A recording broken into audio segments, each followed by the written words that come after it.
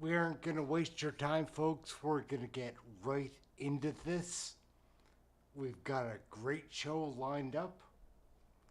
Let's just get it going. Like, how much fun did they have in France? That's what we're going to be discussing tonight. That's what we'll be watching. It looks like France was a really great time. So, let's check that out. How much fun did they have? Let's kick this off.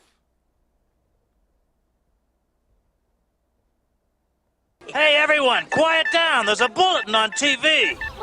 And now for this news flash. Can I say something to all the people who thought I was a loser, Chuck? So you want to vote for a pretty boy Canadian named Justin. What could possibly go wrong? I made a mistake, and I'm sincerely sorry. Oh, hello. Do you have a warrant to be here? Everyone has an opinion about Canadian federal politics. I know this place is where I am. No other place is better. No matter where I go, I am proud to be Canadian. I am, you know I am. The worst that worked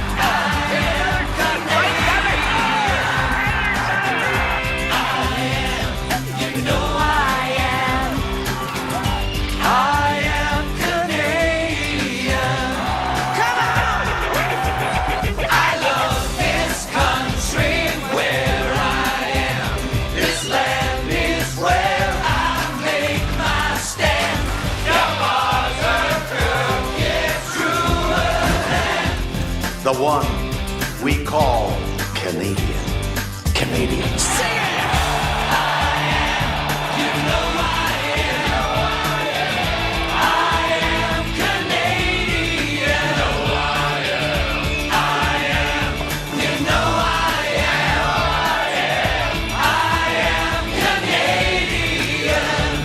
Everyone has an opinion about Canadian federal politics. Oh, yeah.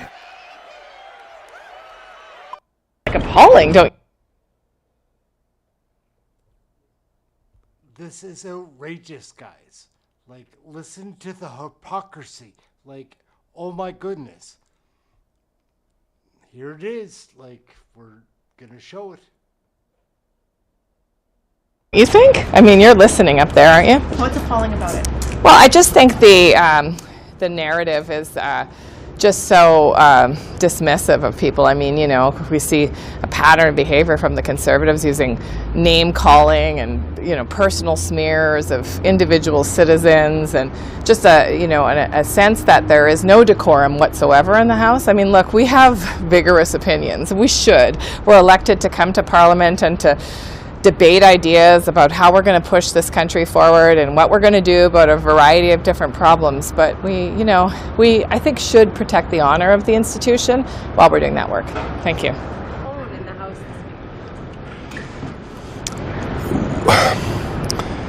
I don't know if it's so much tone, but it should worry Canadians that Conservatives find it acceptable to show up for 5 consecutive days without being willing to debate legislation that's on the floor to help Canadians.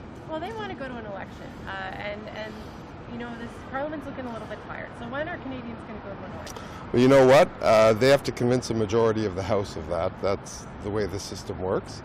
What they're doing is not only preventing the government from putting in place legislation that would help people, but preventing the opposition, other opposition parties from making their points and their contributions as well. One of the things that this has stopped is the passage of the Ways and Means well, what effect will not getting that revenue from the capital gains tax have on Canadians? I don't know that that's the choice before us, getting that revenue or not. Obviously, the Ways and Means motion has to pass, but that's still the plan. Okay, thank you. It looks like somebody was having a really good time. No joke, watch this. Everyone has an opinion about Canadian federal politics. Oh, yeah. Hey gang, what's up? Just Aaron right here, Canadian Looney. We've got Sweet Pea joining us for this episode. Honeypot is up there taking care of business. Anyhow, guess who else is taking care of business? Justin Trudeau and Melanie Joly have taken a direct flight. They've taken the direct line to France, delivering this scrum, this question period with journalists there. They're having too good a time, it would seem to me. Let's take a peek, a look and a listen. Justin Trudeau, these guys seem at a swords. Let's take a close look, pay attention, you'll see what I'm seeing. What a time it must be in France. Goodness gracious. Before answering your questions this morning, I'd like to address the recent developments in the Middle East. We remain deeply concerned by the deteriorating situation in the region. Canada strongly condemns Iran's direct military strike against Israel. The current escalation of tensions is in no one's interest. We have to put an end to this escalation of violence. We, along with our G7 partners, are calling on all parties to do everything in their power to protect civilian populations, to allow humanitarian aid to urgently reach those who need it, and to respect international humanitarian law. We must find a path towards a ceasefire and the release of hostages, and Canada supports efforts by the US, Qatar, and Egypt to reach such a deal. Merci d'être avec nous ce matin. On passe maintenant aux questions.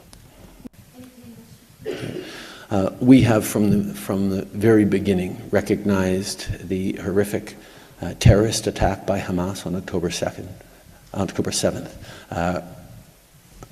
required Israel to defend itself, to defend its people. Every country has the right to defend its sovereignty and its people.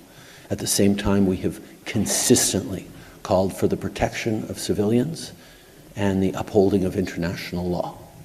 That's why we support the work of the ICC and the ICJ, why we continue to call for a ceasefire as we have for for almost a year now. We will continue to work with partners and allies in the region to push for protection of civilians, for humanitarian aid, for Hamas to lay down its arms, for hostages to be released. We need to see peace in the region. The only way to do that is to get back on a path towards a two-state solution where a peaceful, secure Israel is recognized alongside a peaceful, secure Palestinian state recognized by all. Prochaine question. Prochaine question. Good morning, Prime Minister. Jeremy Sharon, CTV News. Your House leader seems open to negotiations with Le Bloc Québécois on increasing OAS for more seniors. What kind of increase are you willing to consider to meet the Bloc's demands by October 29th? We will continue to focus on what we need to do to deliver for Canadians. Our focus, whether it's been investing in seniors with things like dental care or increasing the GIS or increasing OAS for seniors over 75, has demonstrated our commitment to seniors. But the one thing I won't do internationally is get into domestic political disagreements. Know that we remain focused on working for Canadians and are open to working with anyone who's putting forward constructive ideas that are going to make things better for Canadians and for the future that we're all building together. And on the increasing tension in Lebanon, your government has been urging Canadians to leave the country, so far through commercial flights through the airport. We've seen bombings near the airport now. How concerned are you about the viability of the airport as an option right now to get Canadians out? We have highlighted many times it's important to ensure that civilian infrastructure like the Port of Beirut and the airport are properly protected and not struck. We're increasing support for commercial flights. There are spaces for Canadians on those planes that have not at this point been filled, so I'll encourage any Canadian who can leave Lebanon to leave Lebanon. We are ensuring flights to be able to do that, because if the situation gets worse, as we are working very hard to try and prevent it from getting worse, it will be extraordinarily difficult for the tens of thousands of Canadians who are currently in Lebanon, and obviously extraordinarily difficult for all Lebanese civilians if things get worse. Okay. So in English, at this point there's 6,000 people that have registered to get information that may be interested in leaving Lebanon. We still have 2,500 calls to make. We'll be doing these calls over the weekend to make sure that everybody is reached. And we've agreed to add more flights next week, including on Monday and on Tuesday. Of course, these flights will be between Beirut and Lebanon, and at this point there's around 1,000 Canadians that have been able to leave through this assisted departure. Since a lot of seats were not necessarily filled, we were able to work with Americans, with the Australians and New Zealanders, and we're also working with European countries. So basically my message, like the Prime Minister just mentioned, if you are offered a seat, please take it. We know things are difficult, but we want to make sure that your safety and yours and the one of your family is ensured. So please, thank you. Good morning, Rafi Bujikan here on CBC News. Just on the question of Lebanon, the 2 Canadians who were killed on their way to the airport, and we know the area near the airport has been struck, has been hit. So how safe really is it for people to be going to the airport to get out versus sheltering in place?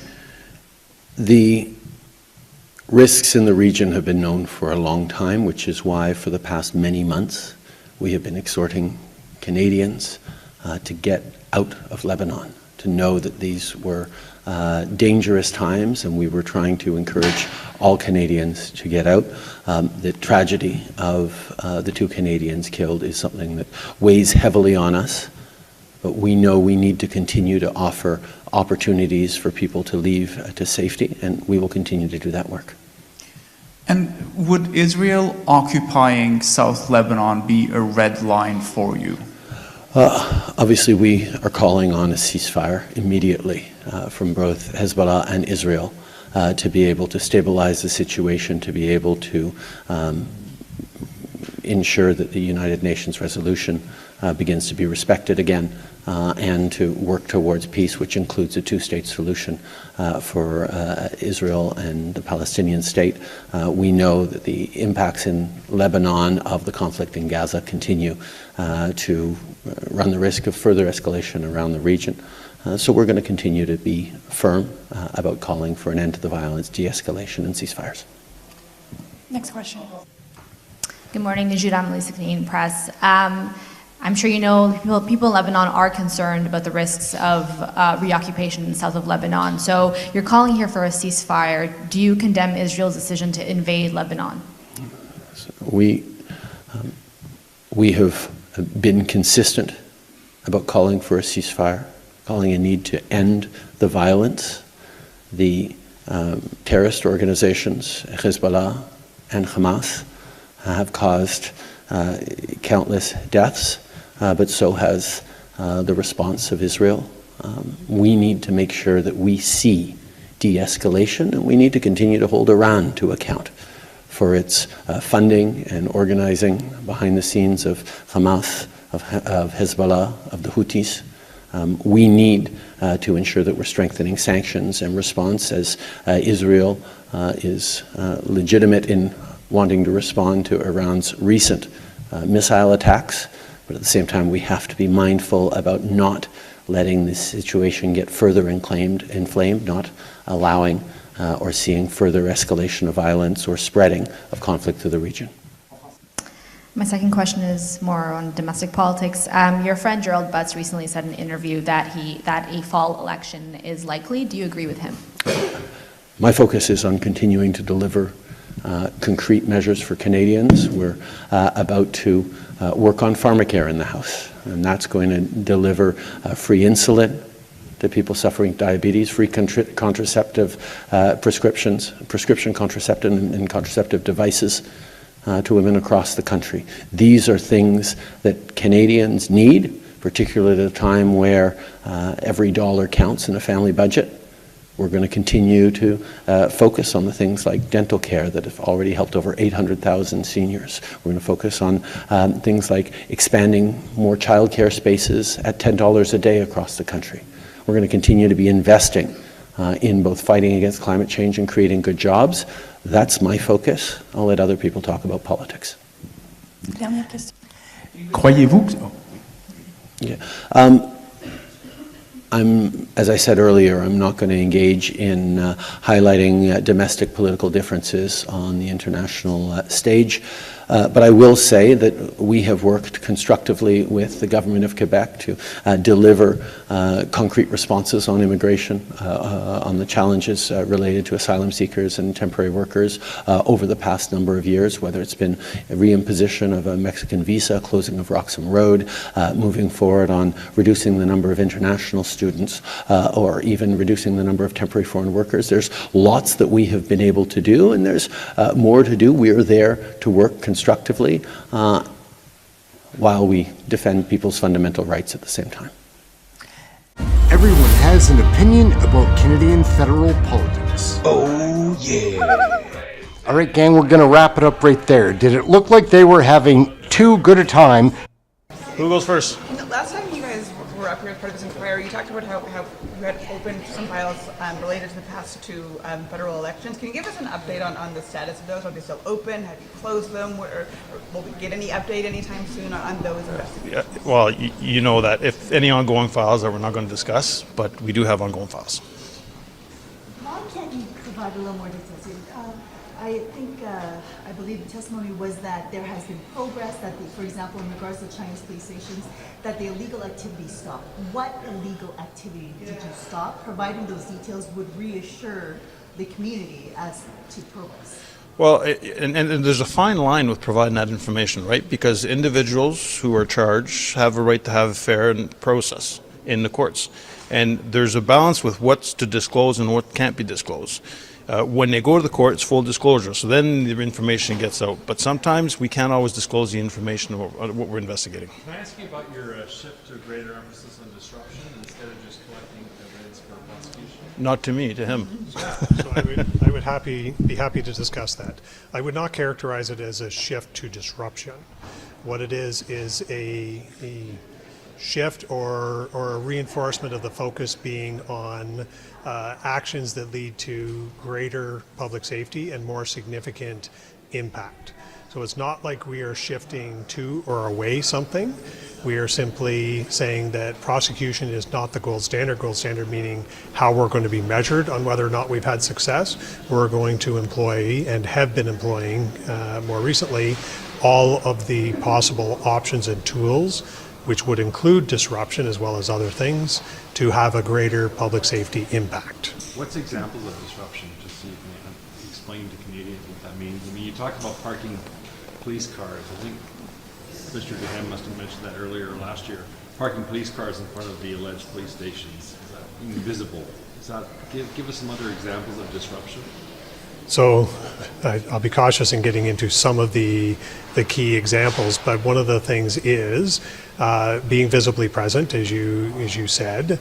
The other is working with partners that have authorities, whether it be CBSA, IRCC, Elections Canada.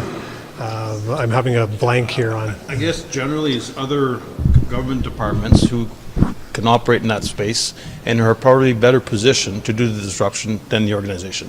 As Mark mentioned, we've been looking for the gold standard, but sometimes you don't get there, and disruption is probably sometimes a better tool, and that's where the community has to come together and see who's better positioned to do that disruption. Jasper communities say they feel left out in the cold, that they're not being followed up with. You said today you would try to address that. Can you give us more details on what you're doing to assure them that you will follow up?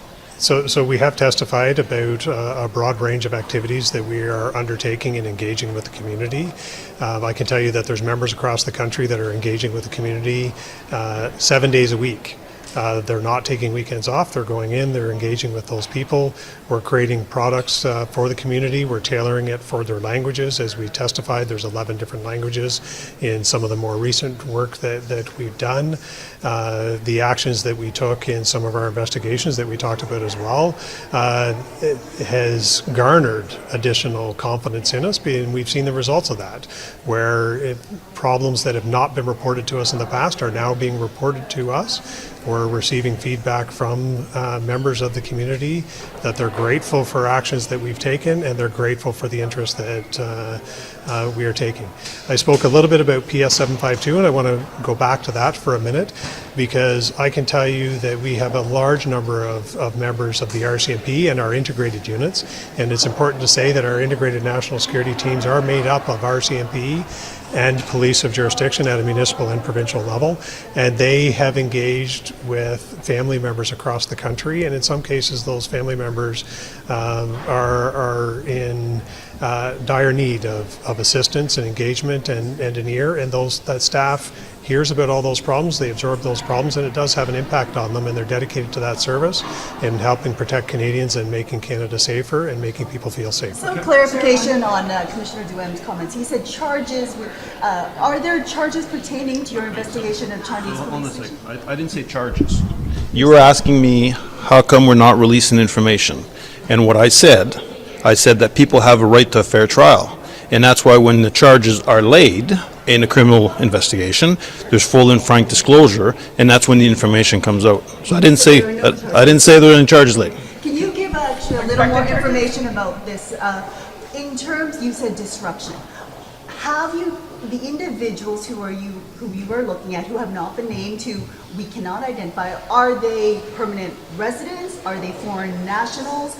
Are they diplomats? And have you sent any names for possible potential diplomat or staff for Foreign Affairs to possibly have their credentials revoked? So we've been very clear, we're not going to speak about ongoing investigations, and who are you investigating? Can I just get a question then? Can I ask you, 752, you talked about needing a layered approach when dealing with the victims. What does layered approach mean? So that is both an investigative approach, but also a support approach. So we are working with them to hear their concerns, not just about the criminal elements. We're hearing about their personal situations, additional needs that they may have, and then we are an ambassador on behalf of Canada to the rest of the government departments to make sure they are aware of what's going on. Then we have the actual investigation from a domestic perspective and the activities that we've done there, the work that we're doing to support more historically than currently with Ukraine, given the situation in Ukraine, but also our support to justice in the International Criminal Court work that is underway. That has also been very public, so multiple levels. I'll just come back to you. To a slightly different topic, but the RCMP is receiving documents, whether you want them or not, from the House of Commons on the Sustainable Technologies Development Fund. Can you tell me a bit more? Are you afraid that this is the House of Commons interfering in police work and trying to direct the police with these documents? I'm not going to comment on that, and other than the fact that we did receive the documents, and Tell me what you've done with them. the investigation is ongoing, so I'll limit my comments to that. Is there an investigation? There is that we confirmed, Mark and I have confirmed in front of the committee that there are investigations ongoing. So, on the Chinese police stations, one thing that wasn't clear in the testimony, are there currently Chinese police stations operating in Canada? I wasn't listening. That again falls into part of our ongoing investigation. I'm not speaking about it at this time. But can you reassure Canadians and Chinese Canadians that there are none of them operating? I can reassure Canadians and the Chinese community that the RCMP is actively investigating the matter, the topic, the nature of behavior, as well as a broad range of foreign interference activity in Canada from multiple countries. It is a problem that we have demonstrated through our action, and has been referred to as decisive action at the time, and we are continuing our efforts in that space, and I'm hopeful that that does reassure Canadians that we are aware of the problem and we're actively involving in a broad range of things. There's a lot of attention. The RCMP said they'd shut them down. So again, I'm not confirming or denying anything. What I'm telling you is that we have active investigations into foreign interference occurring in Canada. There's a lot of focus on the Chinese police stations. I think you need to take a step back and look at this from a broader range of foreign interference and foreign actor interference, including hostile activity of state actors. Your focus on just the police stations actually detracts a little bit away from a broad understanding of the problem, and I hope that we can go a little bit broader when we're talking about this, because there is not one single type of activity that is more important than another. It is broad ranging, it's multifaceted on the side of the adversaries, and it's multifaceted on the side of law enforcement and our security intelligence partners in combating those threats. Do you have enough resources to enforce Bill C-70? And they laugh. This is the president of the Toronto Police Association. Wake up! Everyone has an opinion about Canadian federal politics. Oh, yeah. The Honourable Member for Brantford-Brant. Madam Speaker, another day, another shooter on our streets. This time, a 21-year-old dirtbag, or as described by a veteran detective, a muppet, with a record of 21 failures to comply with court orders, and not surprisingly, out on bail, sent a young cop to the emergency ward with a bullet in his gut. This NDP Liberal government's hug-a-thug mentality is putting cops and the public in emergency rooms and in morgues. When will this government prioritize safety rather than empathy for cop shooters? Hear, hear. The Honourable Parliamentary Secretary to the Minister of Justice. Thank you, Madam Speaker. That last statement is just outrageous. I live in the city of Toronto where this police officer worked. Myself, my family, and my neighbors rely on them every single day, and we're grateful for the work they do. Hear, hear.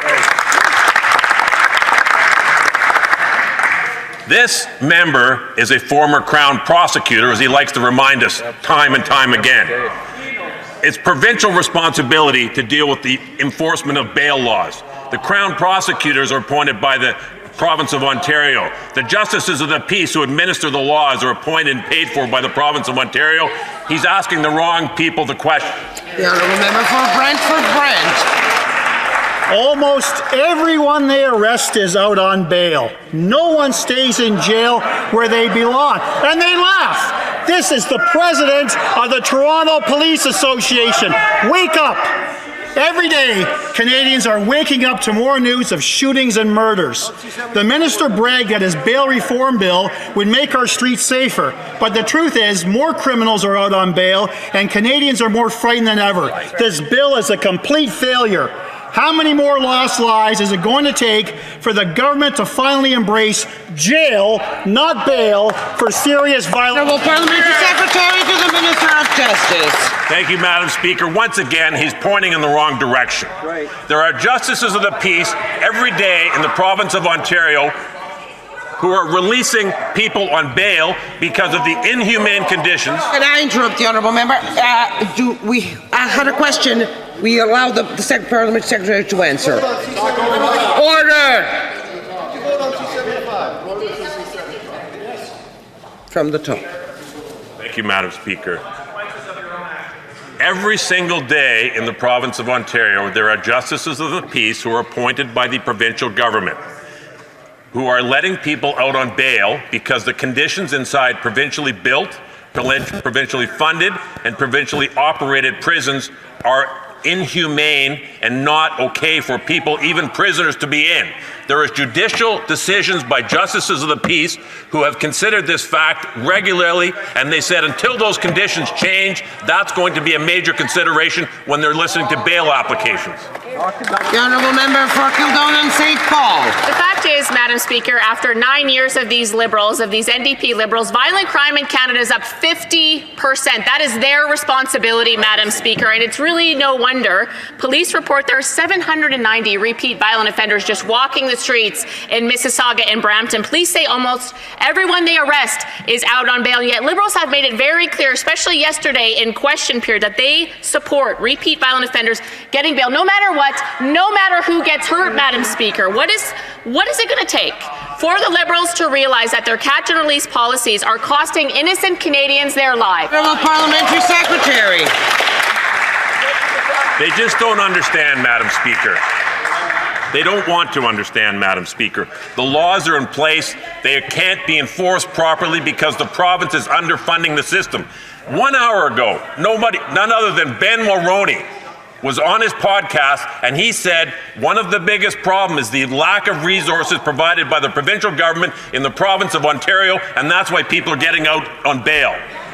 Full stop. They need to pay attention, look in the right direction. The laws here are in place. They stop sensationalizing and be serious.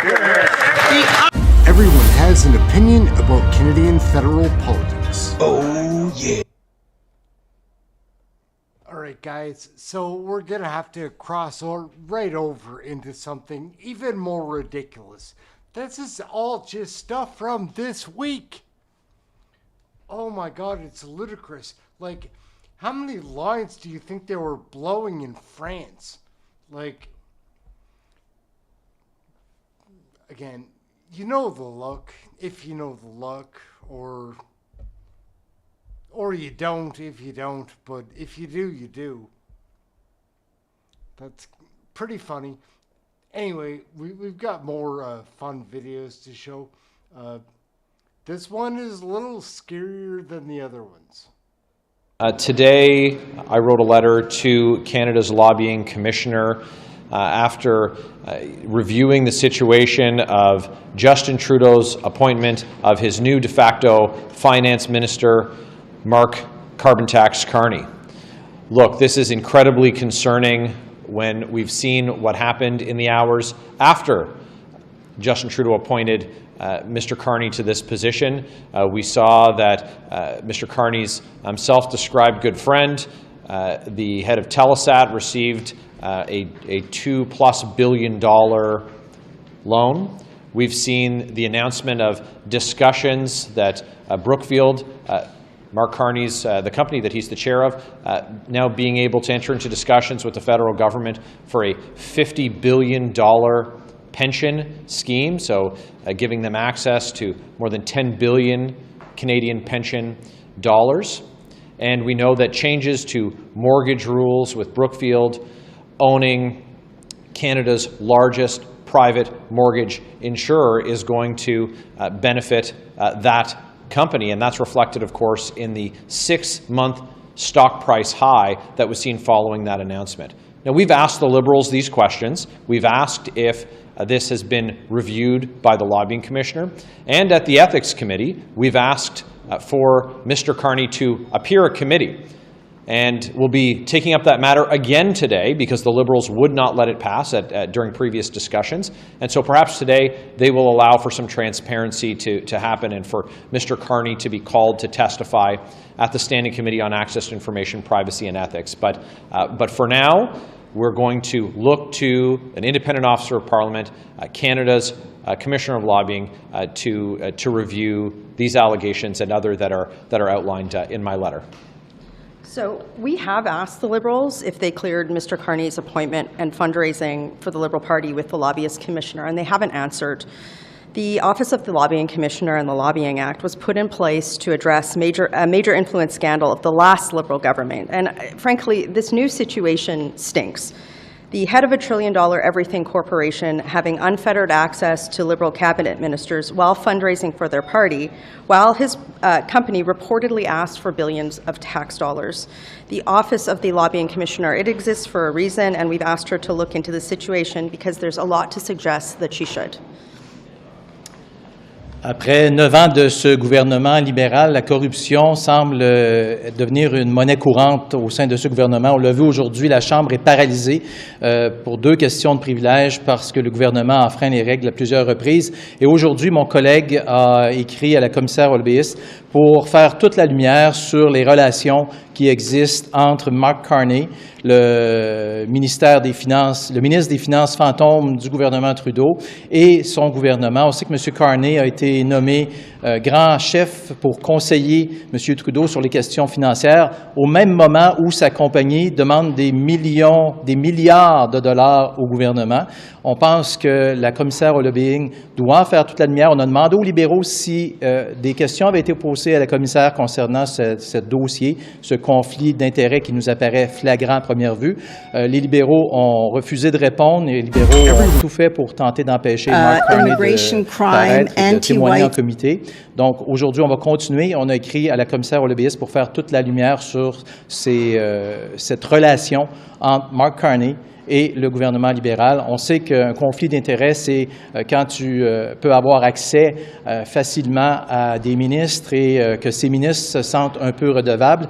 Alors, si M. Carney fait des levées de fonds, du financement pour les libéraux, on peut s'attendre à ce que les libéraux soient contents et soient donc ruled by the Speaker. That's why it's important that we have an independent review of it by the lobbying commissioner. Regard that they have for the rules that are enforced by our independent officers of Parliament, like the Ethics Commissioner, as an example, with the Prime Minister twice being found guilty of breaking ethics laws himself. We see that they place these rules to the side when making their decisions, and that's why it's important that we have an independent review of it by the Lobbying Commissioner. All of the oxygen in the House, that there is good work being done right behind you?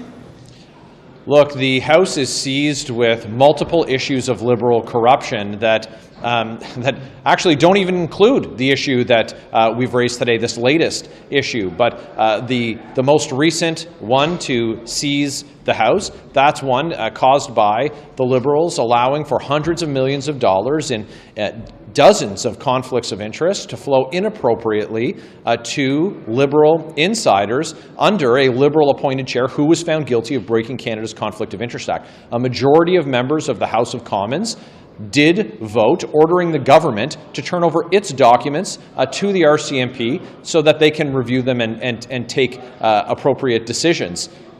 But the government is in violation of that order as ruled by the Speaker of the House, and that matter can be dispensed with very quickly. The government simply has to follow the order of a majority of members that were democratically elected to the House of Commons, which they're not doing right now. The other, of course, the other issue that is yet to be dealt with in the House is that of the other Randy saga, where we have the minister from Edmonton Centre, Justin Trudeau's Liberal minister from Edmonton Centre, Randy Boissonnault, his business partner who he was continuing to do business with, or there's evidence that, contrary to what Mr. Boissonnault claims, that he was continuing to direct his business that he had a 50% stake in while he was serving in Justin Trudeau's cabinet. His business partner, the Speaker ruled, did not provide the evidence and information that was requested him by a parliamentary committee. And it's very simple. Well, the key question was, who is the other Randy? Because the allegation that's been made by some is that it's Justin Trudeau's minister from Edmonton. We need clarity on that, because directing one's business from the cabinet table, of course, is a contravention of the law. And it's also inappropriate that that company, well, Mr. Boissonnault owned 50%, would have been receiving contracts from the Government of Canada, which we learned through a belated release of information from Elections Canada. So these are issues dealing with Liberal corruption that have seized the House, and they're effectively obstructing their own agenda, their own productivity. They can't get out of their own way. And this matter is one that hopefully we can get some sunshine on so as to disinfect it and restore Canadians' confidence. Yesterday, the Conservative MPs voted in favour of a block motion calling for new seniors benefits that would have the impact, if implemented, of giving $3 billion a year more to seniors.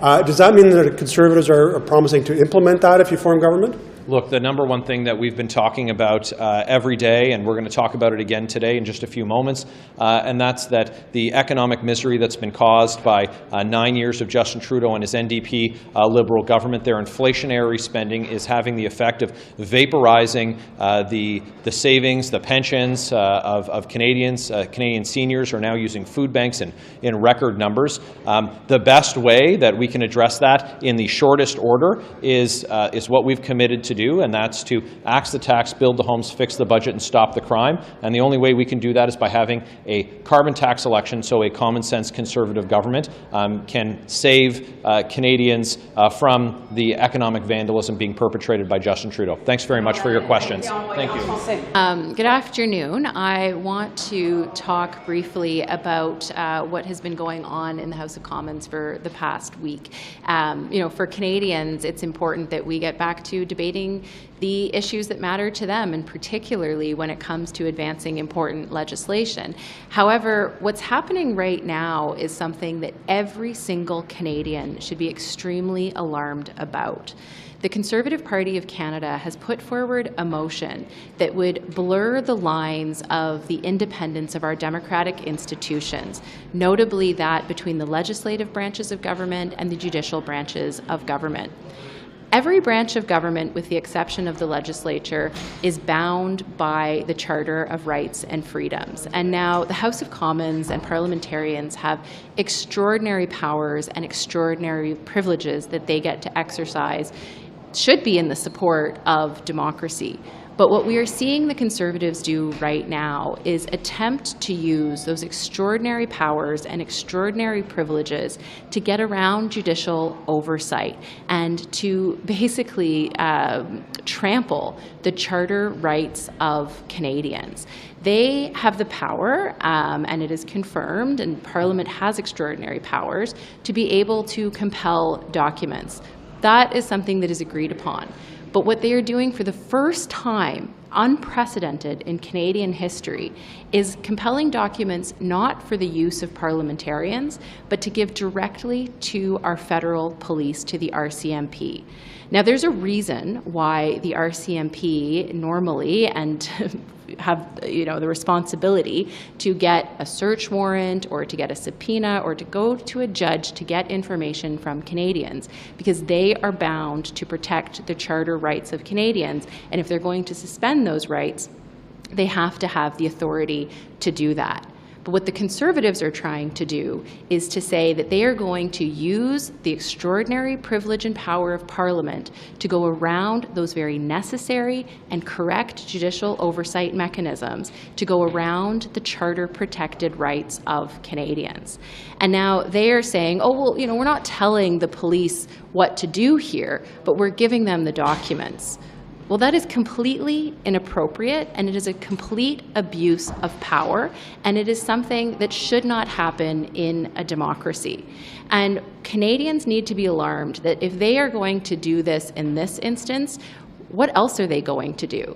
They have shown time and time again that when it comes to the rights of Canadians, it's not a top priority for them. And for me, as a citizen in this country, I don't want to live in a country where politicians can direct the police on what to do, where they can go and suspend the charter rights of Canadians because they have the right to do so. The real question here is, just because you have the right to do something, should you actually do it? And Canadians need to be aware of what the Conservatives are putting forward. Because as we have seen time and time again, it might not be your rights today, but it sure as heck might be your rights tomorrow. You made this argument to the Speaker, and the Speaker disagreed with you. He sided with the opposition, and so now that's why we're in this standoff. No, he agreed that it was a case of privilege with the opposition. But he took my argument and he took my suggestion to send this to the Procedure and House Affairs Committee, because this is so unprecedented and, quite frankly, dangerous precedent that is being put forward. And he made it very clear to Andrew Scheer, the House Leader of the Conservatives, that he had a specific motion that he would allow the Conservatives to bring forward, which would be to send this matter for further study to the Procedure and House Affairs Committee, precisely because this has never happened before in the history. And he recognizes, and we take him and we recognize as well, that the House of Commons has extraordinary powers, and they should have those extraordinary powers. But never before has the House of Commons asked for documents not to be used for its own purposes and for its own study, but rather to be used to be sent to a third party, and in this case, the police. What's the current standoff? Do all parties disagree with going to the Procedure and House Affairs Committee? No, I think the Conservatives are the only ones that are debating right now in the House of Commons. We would like to see debate collapse on this. We think this is a very important conversation that needs to happen. I think that the legal community, that police community, because this is compromising police independence. In fact, the RCMP and the Auditor General both sent letters to the House of Commons outlining their extreme discomfort with this measure and the inappropriateness of what the House of Commons is asking, being led by the Conservative Party of Canada. Alors, en français, c'est que maintenant, les Canadiens doivent être extrêmement préoccupés pour ce que les conservateurs sont en train de proposer que la Chambre des communes fait. C'est un moment qu'ils décident de détruire l'indépendance entre la section législative et la section. Mais pour la vos droits, bloc members of Parliament are here to work for Canadians. Conservative members of Parliament are here for their own political, personal objectives, and they don't care what they do to Canadians in the meantime. And that is something that should be extremely alarming to all of us. Thank you very much. Merci. From the get-go, I mean, we initially came up with the 10% for over 74 years old, and there was many of us thought we should have done something for everybody at the time and not kind of divide, you know, the seniors into two. Hey gang, so we're gonna find something more interesting to watch. That was an interesting piece. Like, we're just trying to piece together the things that we saw this week in Canadian federal politics. There's been a lot going down, guys. It's tough on Canadians, you know that out there. There's so many more disgusting politicians to watch, though. Like, which segment do we watch?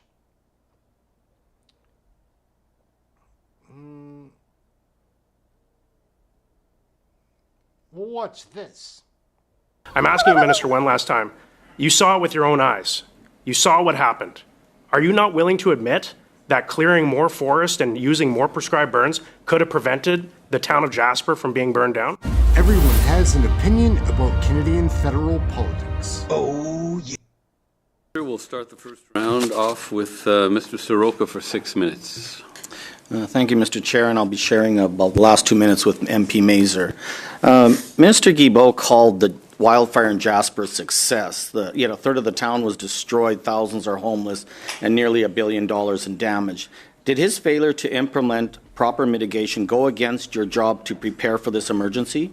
So what I can tell you is when I visited Jasper, the command center, and the town itself, alongside with the mayor, the premier, and our ministers, and especially Minister Ellis, the briefing that we got, if it wasn't for the preparation that Jasper had taken, the Fire Smart program that was conducted, more importantly, the training and the coordinated training that all the different agencies had done, I think just a few months prior, that led to not only saving the town, but making sure that the evacuation was very successful and done quickly.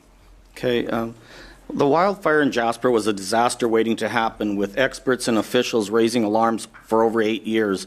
When were you first informed, either by Minister Guilbeault or any other member of the Liberal government, that Jasper was a tinderbox ready to ignite? When and by whom? Well, first of all, I wouldn't agree with that assessment. When you look at across the country, British Columbia, Alberta, the forecast that we were seeing with the extreme heat, there were many parts of the country that we know, because of the extreme heat, is prone to wildfires. When did I first know of the wildfire that took place?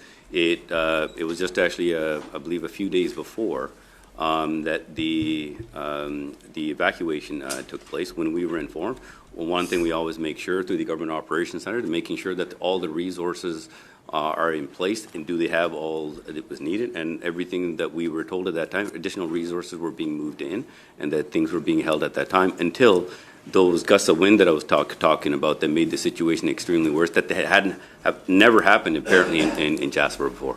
But Minister, I think you're forgetting the fact that, the mountain pine beetle, there was a lot of dead trees. I'm not saying there wasn't fire smarting in town. Mm-hmm. The problem came is the fire smarting wasn't done further back, like a mile or 2 miles. That's where the problem was. You had huge amounts of fuel sitting there, essentially dead trees that could ignite at any time. And yes, once that got fire started there, the problem was you were not going to stop it. That's our point, is why was those trees not removed? So, when and how were you informed that there should have been more done? So, as the Minister of Emergency Preparedness, my job is to look at responding to the emergency. What I'll tell you, what I was briefed upon when I was on the ground, I'll let Parks Canada and others explain further if they need to on this. When I was briefed is the fire smarting that actually took place, the wall of flame that was reported. If it wasn't for the fire smarting that was done, the wall of flame would have kept going. They actually would stop. It was because of those winds that had never taken place before, that 100 kilometers per hour, that gusted up to 150 kilometers per hour, that launched those pine cones that were on fire and branches into the town, that actually set the town on fire. But for everything that we were briefed on, that if it wasn't for the preparation that had taken place, that the situation would have been much worse. Okay, I won't get into the severe winds in mountain areas, but I'll pass it on to MP Mazur. Thank you. Minister, you're responsible for emergency preparedness. Do you agree with prescribed burns help prevent wildfires? Yes or no? First, I'm not the expert on how to deal with that. That the experts would have to look at, because I have seen where certain places... Minister, the question was pretty straightforward. Do you agree that prescribed burns help prevent wildfires? Yes or no? It all depends on which area. Each expert, for example, in the Yukon... Minister, I'll tell you, they do actually help. So, Minister, documents obtained by suggest that Minister Guilbeault's department was working against your mandate. A senior official at Parks Canada wrote in an email months before the Jasper wildfires, and I quote, "At what point do we make the organizational decision to cancel prescribed burns in Western Canada?" Then the official stated, and I quote, "Political perception may become more important than actual prescription windows." Minister, newly obtained emails now reveal that this discussion was so alarming, the Executive Director of Conservation replied, begging Parks Canada to put forest management above politics. And I quote, "I hope we don't get into a blanket shutdown," she said. Quote, "It is critical to continue those kind of burns. It is how they maintain the community fuel break, and when they fall behind, it is very difficult to catch up," end quote. So, Minister, when were you first informed that Minister Guilbeault's department was discussing cancelling prescribed burns because of political optics? First of all, I think those questions were answered already early. Je crois qu'on a déjà répondu à ces questions. Je vous posais la question à vous. Please continue. Please continue. I'll ask you again, Minister. When were you first informed that Minister Guilbeault's department was discussing cancelling prescribed burns because of political optics? I can only tell you what I have been briefed on when I visited Jasper. I So deal you with were- the emergency were you aware? response. I don't get into what takes place in each community across the country. Were you we aware? Look at responding. No, I wasn't. Thank you. How much time? 15 seconds. 10 seconds. I'm good. Thank you. Okay, Madam, we'll go to the second round, the 5-minute round, and it's Mr. Lloyd who's leading off. Thank you. Thank you, Minister. Your experience with disasters, Minister, you're a former military man. I'd like to get your perspective, and I'm going to ask you a direct question, and I'd like to get a direct answer. Knowing what you know now about what happened in Jasper, was it a mistake for the government not to conduct more mechanical clearing operations and more prescribed burns to protect the town site of Jasper? What I can tell you, and what I was briefed on the ground with the Premier and the Alberta Wildfire Service, that everything that could have been done was done. And I believe Mayor Ireland can attest to that. I think you're avoiding the question here. I understand that Alberta Emergency Management of the town may have done everything they could have done in terms of fire smart, in terms of positioning emergency response equipment to react to a fire once it happened. But I'm asking about what happened before, in the years before the fire started, in the years since 2017 when Ken Hodges and other scientists warned your government that not taking action on mechanical clearing and prescribed burns to protect the town of Jasper was setting up the town of Jasper for a catastrophe.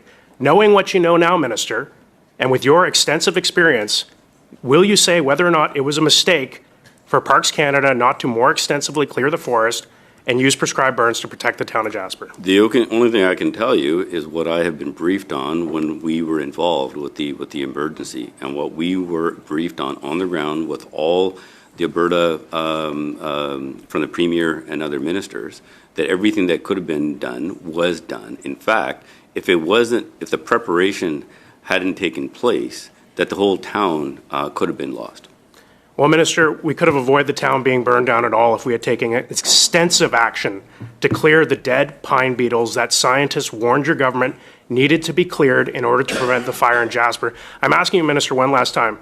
You saw it with your own eyes. You saw what happened. Are you not willing to admit that clearing more forest and using more prescribed burns could have prevented the town of Jasper from being burned down? So what we do is we'll be going through a lessons learned to determine what are the lessons that we can learn to be able to apply not only for that area, but for also the rest of the country as well. Minister, it's pretty shocking that you won't give a direct answer to that question, but I will move on to my next question. Point of order?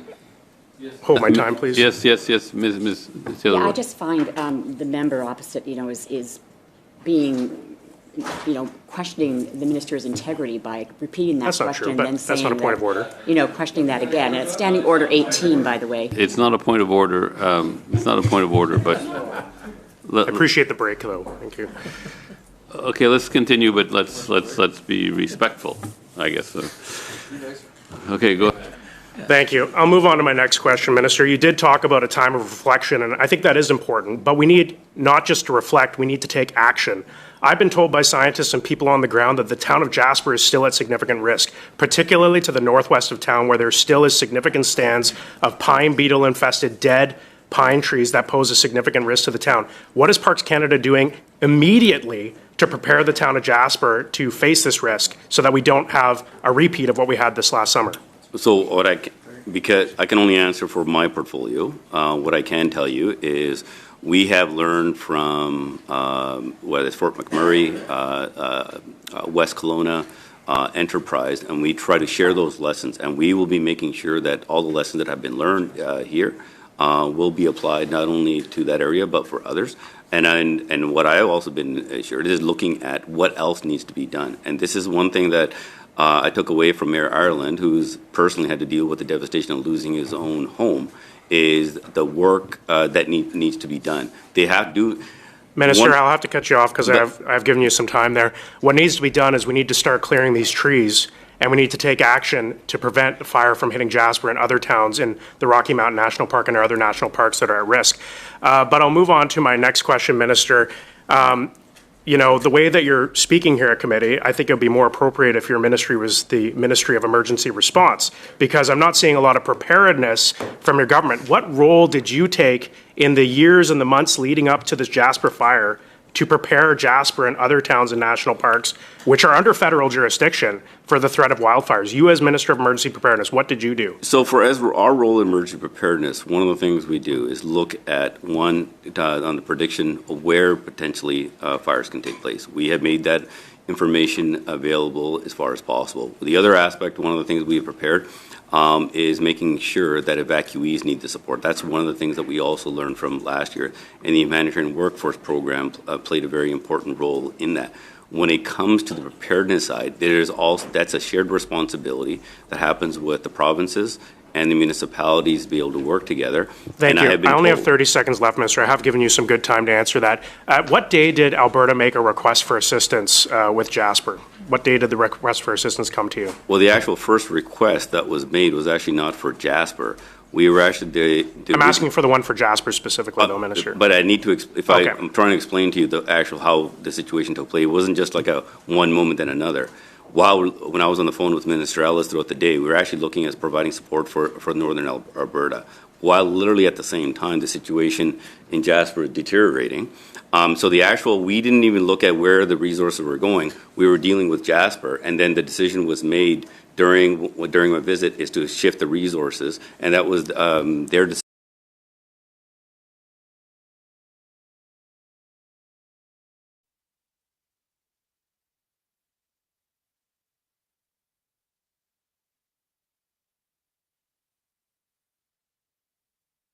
To make. What day, Minister? Thank you. Time's up. Time's up. I'm sorry. 22nd of July. Thanks. Okay. Everyone has an opinion about Canadian federal politics. I think we've got that straightened out. So we're going to take this opportunity now, like for a random Sunday night. I'm on here all the time. I cover all the daily question periods, and we have a great chat room of very engaging community there. Like, it is fun. You'll see if you come and check it out. Anyhow, NG, what is up? Antonio, what's a good word? Bare Bones, how are you doing? Basil, Carol, welcome to the group. Bob P, Bo Caddy, what is going on? Brent Parsons, my brother, how you doing? Christina Paquette, always a pleasure. Cryptomaria, my girl, we do have to chat one of these nights. Damaged Products, welcome to the chat. Dimebag Coins, thank you, brother, for tuning in. Hope your move is settling pretty well. El Guapo, GC, good to see you. Ginkastron, always a pleasure to have you in the chat. Joe So Fat, what is going on? Joe So Fat, that's so funny. Joseph Roger, good to see you.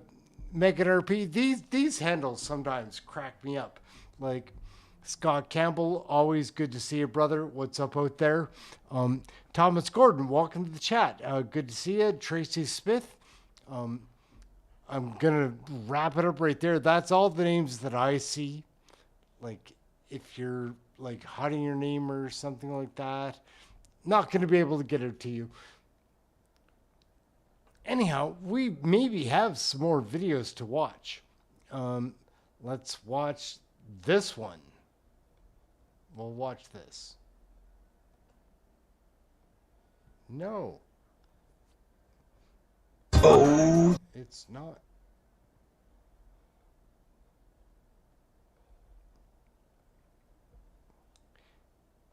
Okay, figured it out.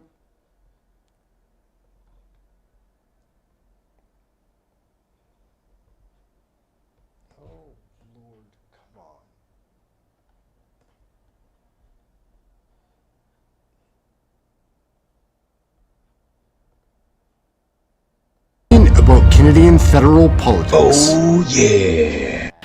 Now, I want to know, without getting into specifics, I want to know about all the contacts, whether they be telephone, whether they be email, whether they be in person, all the contacts that you had with both Minister Haidu and the clerk of the Privy Council during the implementation of the ArriveCan app. Hey gang, what's up? Just Aaron right here. Question period. Canada, Larry Brock is a man. Take a look.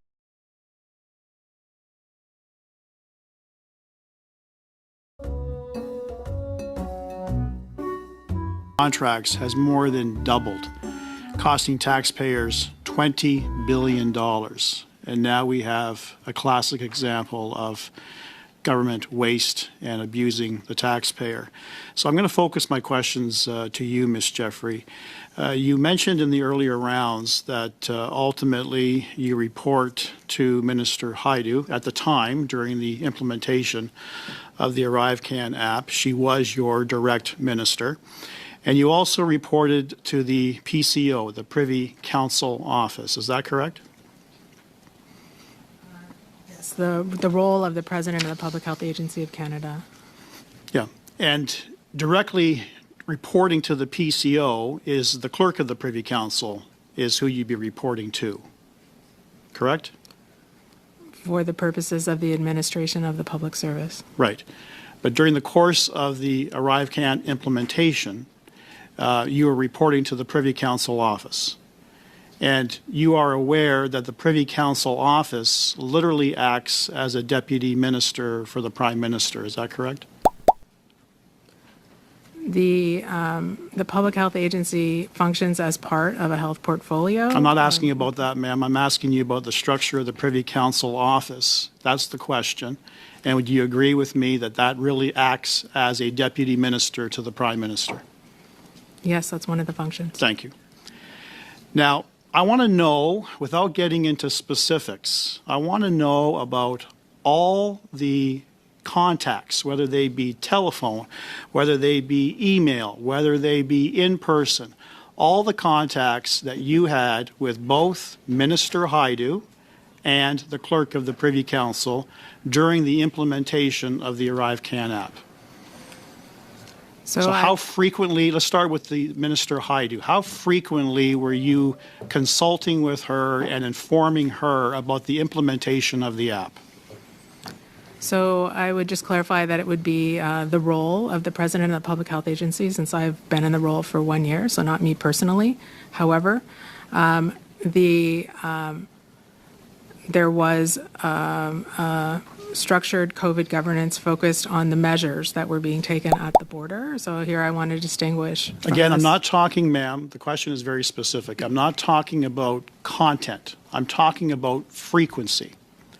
So whether you were in the role as the president or the deputy minister at all relevant times or another colleague, how often were you consulting?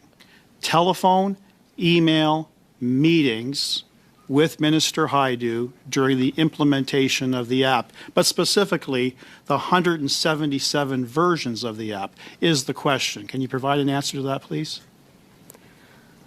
As it regards to the response to the COVID pandemic, the president of the Public Health Agency would have been in very frequent contact. I can't give a specific number, but in terms of the overall health response, the orders in council that developed the measures at the border, there was established governance that has been publicly disclosed. Now let's move on to the PCO. Same question, frequency. How often?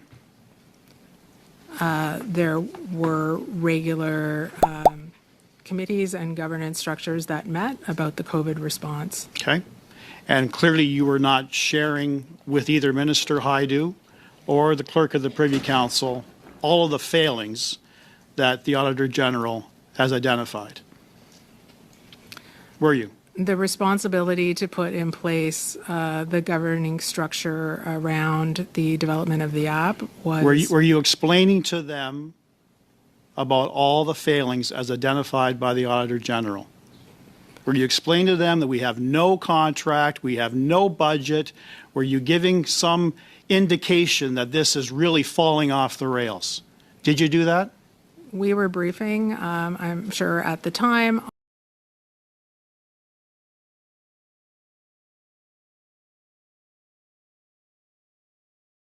So, gang, what do you think about the show? Like, is Larry Brock one of your favorites to watch? He's one of mine. Like, we've got lots of Larry Brock to watch on here. On the operational requirement to... There's so much, but we've got other favorites as well. Like, one of my favorites to watch, in a weird way, and I'm going to make you watch this. This is Ikra Khalid. She's the problem child. You might not like the tone that Mr. Barrett is using, but it is entirely appropriate. And I suspect a good part of the country agrees. Now, don't bring me into this debate with these frivolous points of order on tone, particularly when you take issue with the word Mr. Barrett used, and then use it yourself to describe his actions, thereby reinforcing the point it is accurate. Mr. Barrett, you have the floor. Chair. Is it a point of order, Ms. Khalid? Yes, Chair. I, again, on the same point of order on decorum, He ruled on it. Appreciate He ruled on if it. the chair, I'm talking about a different person now, if the chair himself could be a little bit more nonpartisan in how he conducts Okay, our Ms. Khalid, don't bring me into your bun fights, and I will be nonpartisan and conduct the meeting. Everyone has an opinion about Canadian federal politics. Oh, yeah. Point of order, point of shame. Oh my God. Ikra Khalid, Brenda Shanahan are put in their place by Chair Williamson. So, Mr. Moore, it's going to be incredible, if not impossible, for Canadians to believe that CBSA has no idea who authorized GC Strategies to ink the requirements for a $25 million contract and then get awarded that same contract, and nobody knows. Nobody knows, and you offered some names. Then, when pressed by Mr. Brock on if those names were those responsible, you said, "Well, no, that's not what I'm saying." But you're not able or willing to tell us who. And then Mr. Hayes tells you that one of those individuals wasn't even there. So it's hard to believe. So in any other business, in any other environment, there would be serious repercussions. You said, sir, on ArriveCan that you are, quote, you said, I'm accountable for failures, end quote. These are massive failures, the likes of which have not been seen in decades in this country. Have you offered to resign?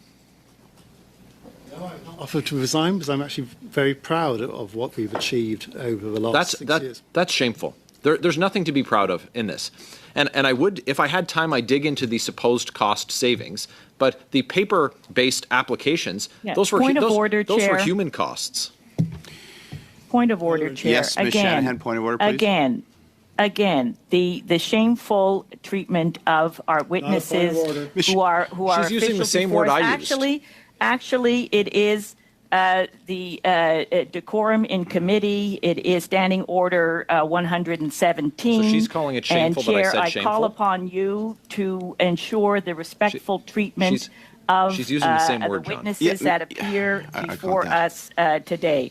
So, Ms. Shanahan, your point of order is that you're entitled to call a member shameful as actions, but the member cannot refer to the statements from a witness as shameful?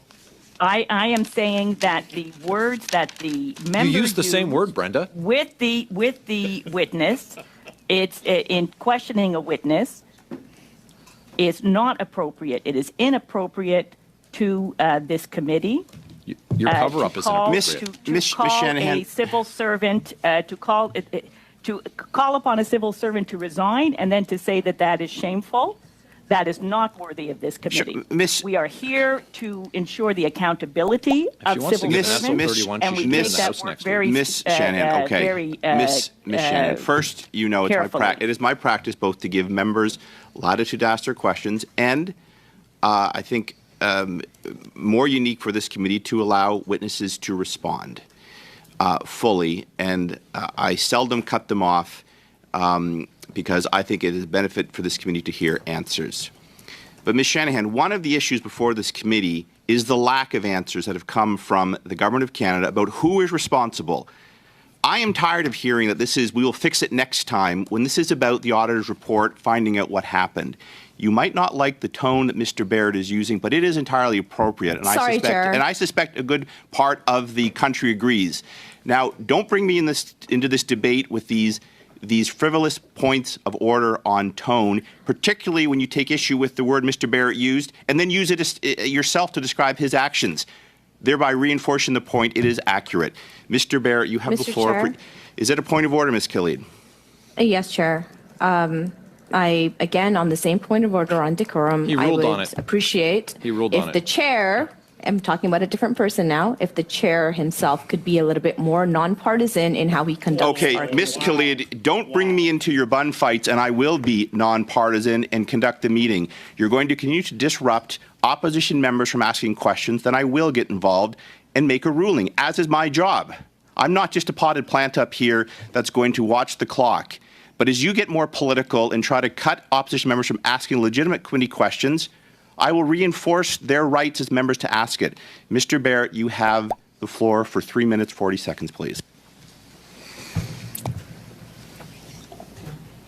My colleague Eric Duncan asked you last week, Mr. Moore, which CBSA executives involved in ArriveCan received performance bonuses, and you said, quote, I can't confirm if they received bonuses this year because the year is not actually at an end, end quote. Well, year end has come and gone. Which executives and how much? I'm not able to answer that question because I'm not responsible for executives' performance bonuses. Well, that wasn't your answer last week, sir. You said that you weren't able to provide the answer because the year end hadn't come, not that you weren't responsible for it. So let me ask you a question with precision that you will be able to answer. Did you, sir, receive bonuses for your work? I think, as I said last week, I did receive some performance pay during the periods when while I've been the CFO. But also, I want to come back to your previous question, actually, with respect. So $60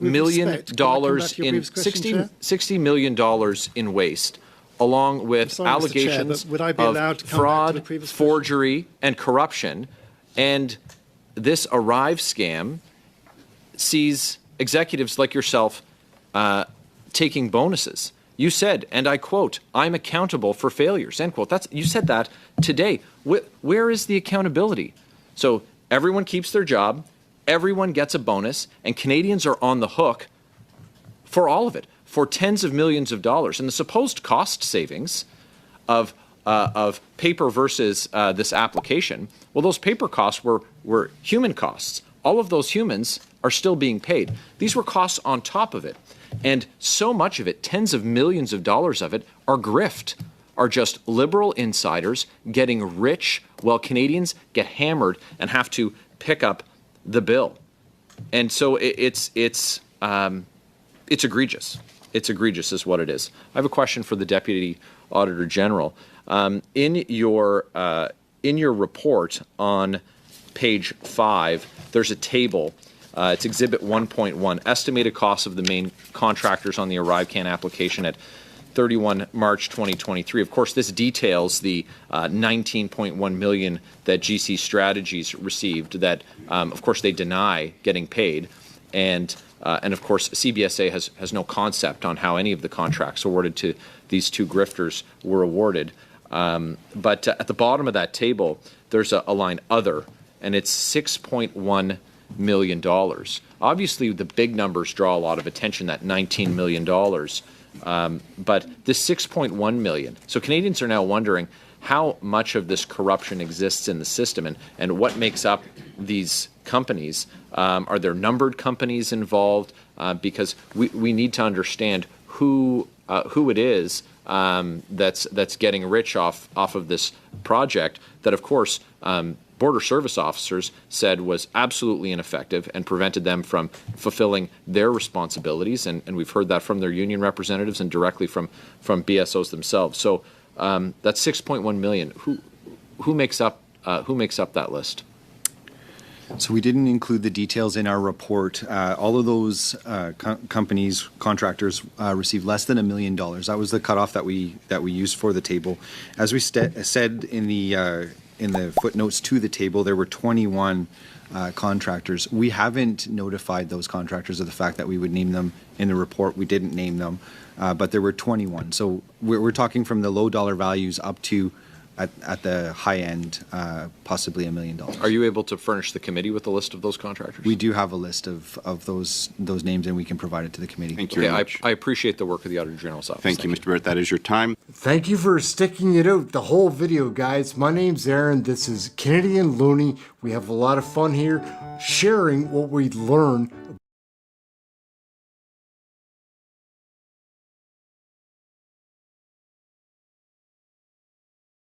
We have more, like, there's more videos to show.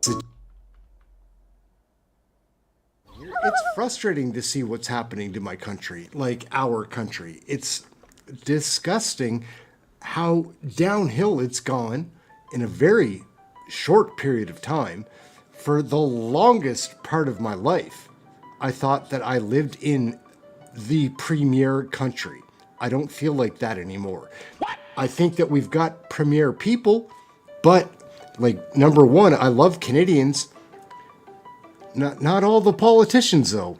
I have trouble trusting these guys. Dan Kelly for the work that he's been doing with us on that. Dan Kelly completely disagrees with you. But aside from that, you mentioned what a great job Premier Canoe is doing. You know, Premier Canoe, when he got elected, and he's an NDP premier. We disagree on many, many things. But he recognized that Manitobans are suffering with the high cost of living. You know the very first thing that he did when he got into office? He cut the provincial gas tax by 14 cents. And he said it's because Manitobans are having trouble affording just to live. Why are you increasing the carbon tax at the very time Canadians are experiencing an affordability crisis, unlike what Premier Canoe has done? Everyone has an opinion about Canadian federal politics. Oh, yeah. MP Marty Morantz holds Chrystia Freeland's Deputy Prime Minister's feet to the fire. We'll hold somewhat to the minutes. We've been letting things go a little bit longer, but we're starting with MP Morantz, please. Thank you, Chair. Minister, how much has the government collected in carbon taxes since you implemented it? I didn't hear the last question. How much has the government collected in carbon taxes since it was implemented?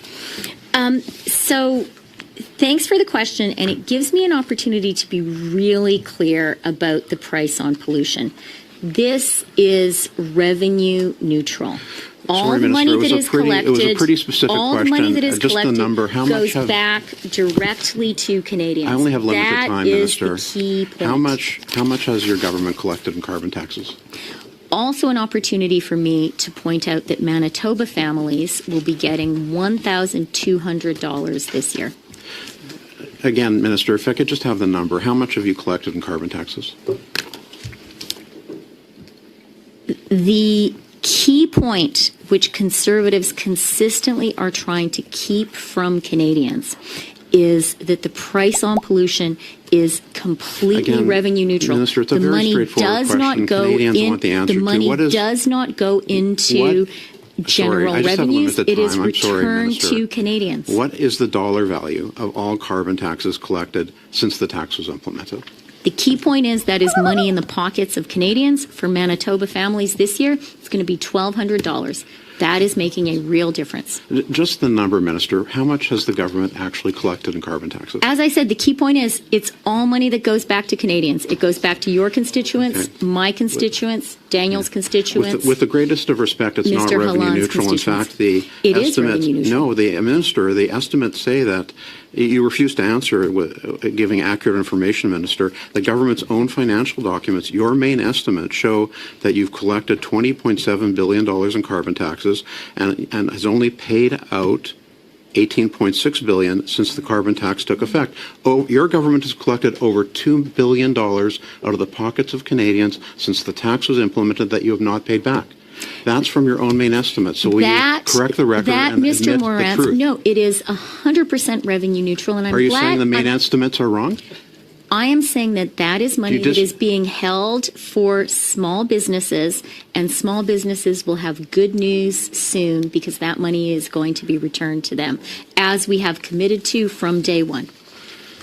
Okay. You know, you mentioned that Premier... That's just true. And I do want to thank Winnipeg's own Dan Kelly for the work that he's been doing with us on that. Dan Kelly completely disagrees with you. But aside from that, you mentioned what a great job Premier Canoe is doing. You know, Premier Canoe, when he got elected, and he's an NDP premier. We disagree on many, many things. But he recognized that Manitobans are suffering with the high cost of living. You know the very first thing that he did when he got into office?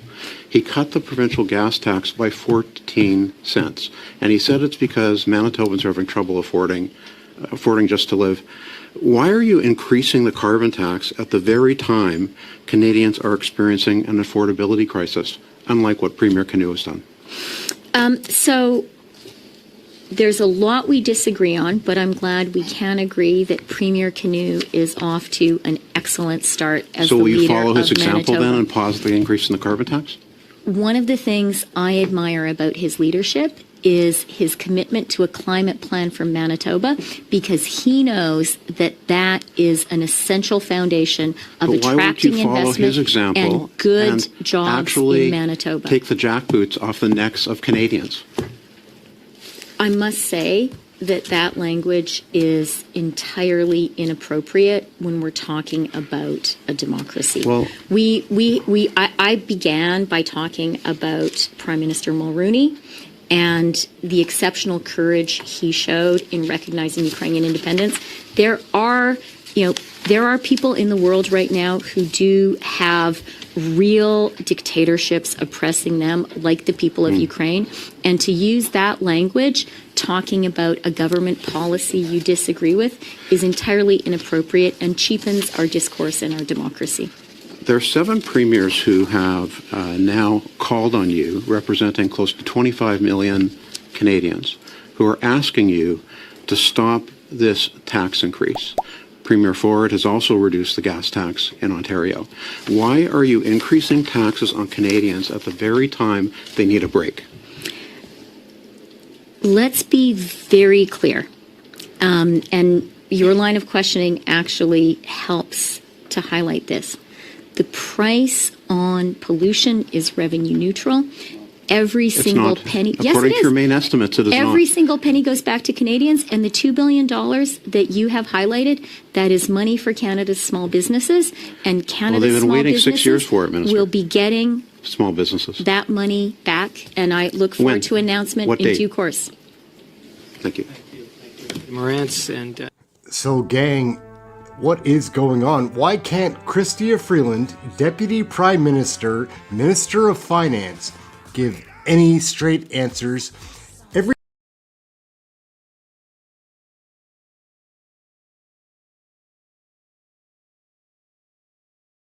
We're gonna find something else to watch. There are so many videos on here. Like, we've been watching Canadian federal politics for a while, guys. Like, we're not brand new to it. We've been doing this over a year. You can see I've got some subscribers. There are some reasons for that. Besides, I've got a great gang that we watch the show with every afternoon. We make some other videos too. How do we get this?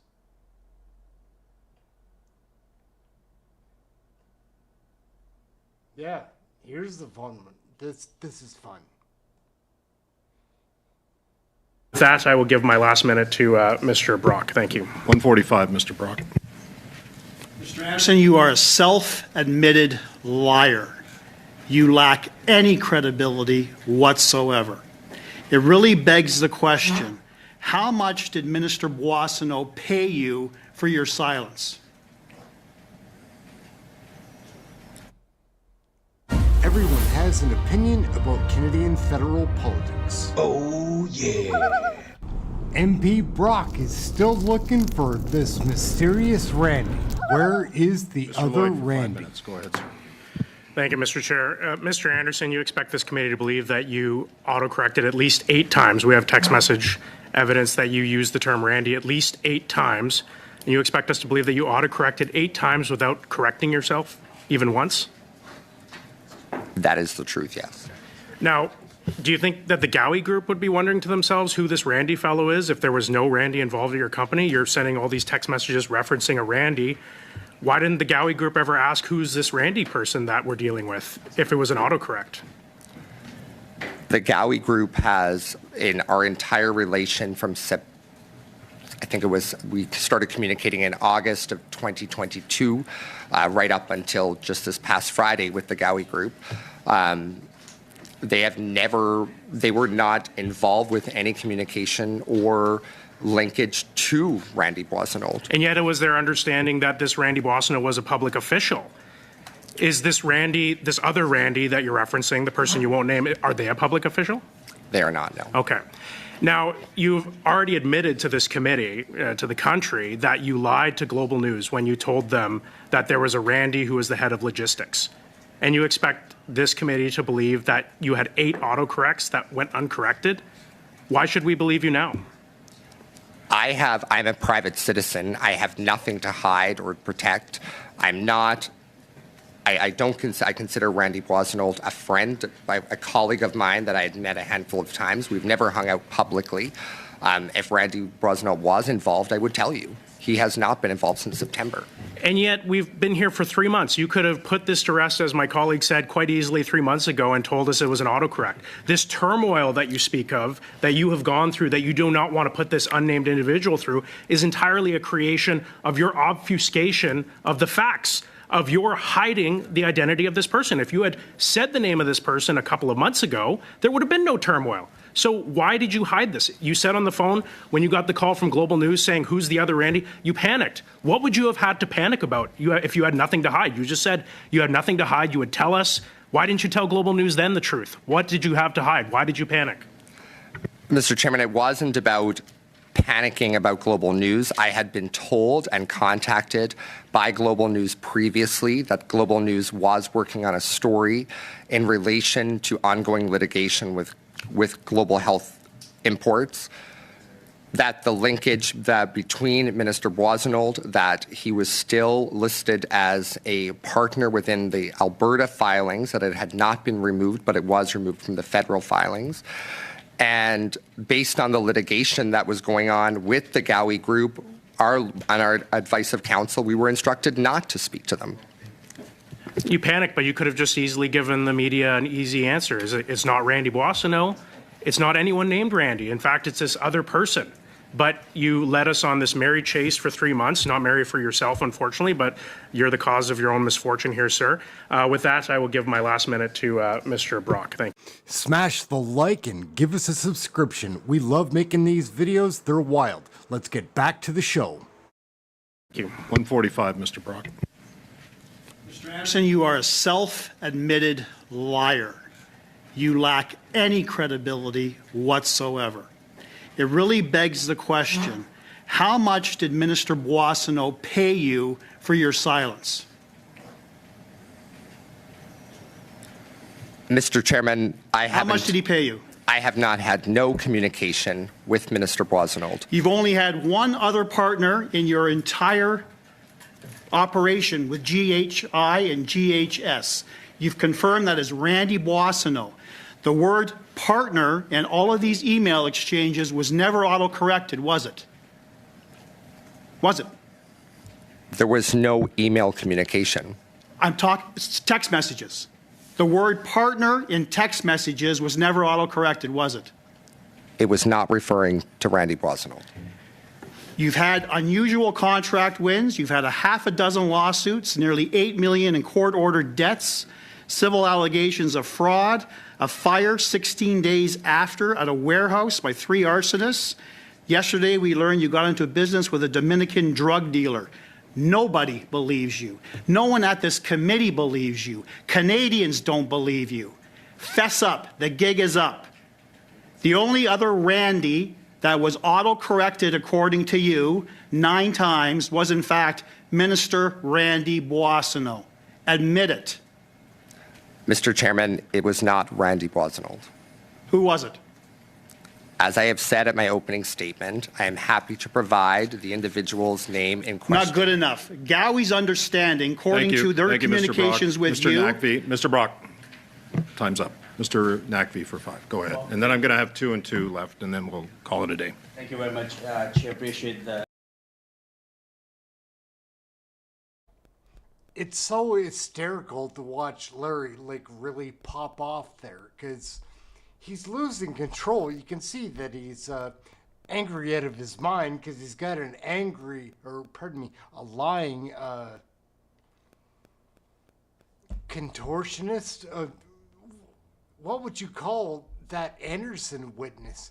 Like Stephen Anderson. Oh man, that's really laughable. Like, oh, goodness gracious. What else do we have? We have covered a lot of videos, guys, in the last few months. Somebody that I really enjoy watching is Jasraj Halan. And also, if you're going to have a good hero, you need a good villain. And Freeland is going to be your villain here. Jasraj Halan. And we saw Mark Carney also duck and dodge the question of if he supported the carbon tax. So before you launch your campaign, we wanted to know, will you continue down the path of Justin Trudeau and quadruple the carbon tax? So, Mr. Hallen, I'm not sure the best use of this committee's precious time is to indulge in political speculation and political horse racing. I'm sorry, Mr. Hallen, I didn't interrupt you with your very long comments. And so now I would ask you politely to do me the same courtesy. Sure. Everyone has an opinion about Canadian federal politics. Oh, yeah. Hey, gang, what's up?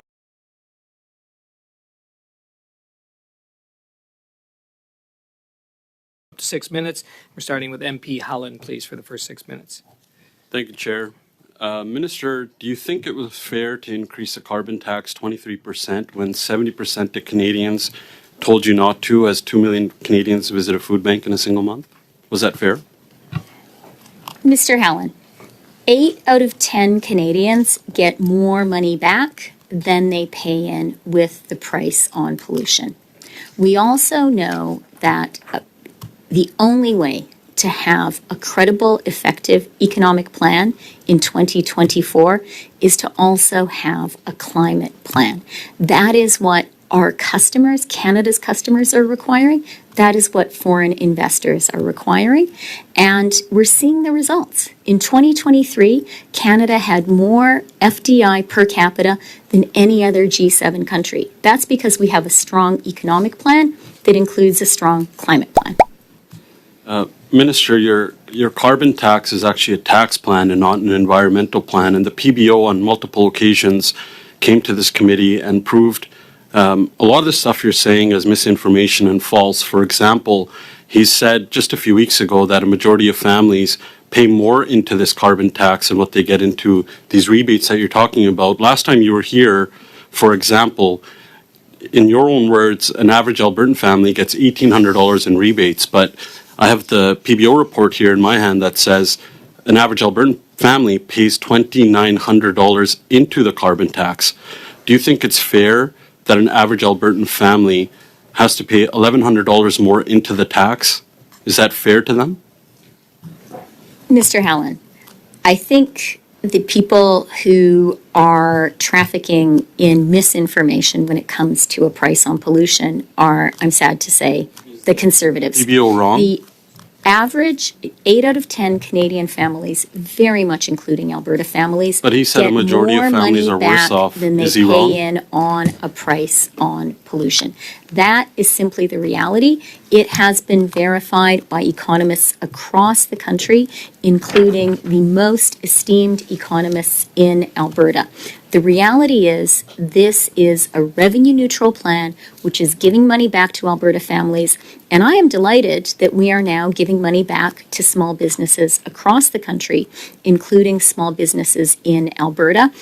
And the final thing that is just so important, and it's important for the province you and I love a lot, Alberta, is the only way for us as an open, trade-exposed economy to have an economic plan that actually works, to actually be able to attract foreign investment, to actually be able to sell what we produce, is to have a strong and credible climate plan. That's what our government has. So, Minister, I think it's clear to see that by you ducking and dodging the facts that you absolutely are still peddling misinformation about the carbon tax. And someone who claims to love Alberta wouldn't take extra $1,100 in a carbon tax and what they get in rebates. So I just want to make that clear. Recently, as I move on, Mark Carney just testified yesterday at the Senate committee. Someone who will probably be your next leader, and as someone who's rumored to be also a leadership candidate in the next Liberal leadership race. We saw Mark Carney also duck and dodge the question of if he supported the carbon tax. So before you launch your campaign, we wanted to know, will you continue down the path of Justin Trudeau and quadruple the carbon tax? So, Mr. Hallen, I'm not sure the best use of this committee's precious time is to indulge in political speculation and political horse racing. I'm sorry, Mr. Hallen, I didn't interrupt you with your very long comments, and so now I would ask you politely to do me the same courtesy. So let me just be clear, because you have waded pretty far into waters of political speculation. Our party has a leader, and our government has a prime minister. He has the full support of our cabinet and our Fair caucus. enough, Minister, because I have a short amount of time. Mr. Hallan, please don't interrupt me. On that note, you used up your precious time speculating about party politics. You leave me no choice but you give me no choice but to answer. I just and wanted I'm quite to ask, happy. then do you I'm sorry, support Mr. Hallan, his I didn't quadrupling? interrupt you. Minister Yalan, if we could just try to find the right balance here so we can hear and, Sure. and we can get some answers. I'll move on then. Because I wasn't finished with my answer, Mr. Hallan. That's fine. I'll take my time Point of because I order. only have a limited amount Point of of order. time. Chair, I think it's customary for when members ask questions to give witnesses equal a weighted amount of time to answer, and I don't believe that the minister has had her time to answer. So what I do ask is for respect here in the room, and we do have the minister. It is precious time. We have 1 hour. I'm sure you want to hear from the minister and MPL, and I'm sure you want to pose your questions. So let's find, like I said, the right balance to make this happen. I'll move on to my next question because I only have a limited amount of time. Minister, under the 9 years of your government, rents have doubled, literally. They were half what they were before your government took over.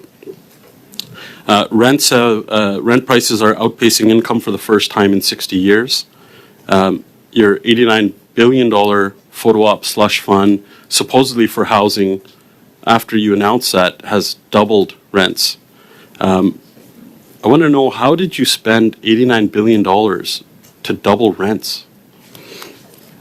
Thank you for the question, Mr. Halan. And I am actually glad to see all of us paying attention to housing. I think it is one of the most pressing issues for Canada and Canadians, and that is why with this budget and with action we have taken, our government has put forward the most ambitious plan to get more homes built faster in Canadian history. With all of the measures taken together, will mean that nearly 4 million new homes are built by 2031. That is what Canada needs. That is what we are doing. That's what we're investing in. And conservative austerity will not accomplish that. It's also you also offer me a nice opportunity to point out that when your current leader was responsible for housing, he managed to get only 6 homes built. That is a record we're happy to stand against any day of the week. Thank you, Minister. And we're going to our next questioner, and that everyone has an opinion about Canadian.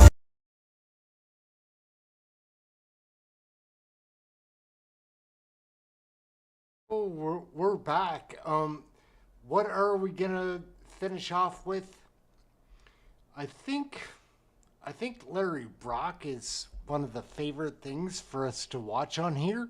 Like, I enjoy Larry Brock. Like, I hope you do too. And yeah, this is what we're gonna go out on. Everyone has an opinion. Larry Brock is the man. Like, nobody captures the audience quite the same as he does. Like, he's so articulate and well-spoken, and when he gets fired up, like, you know it.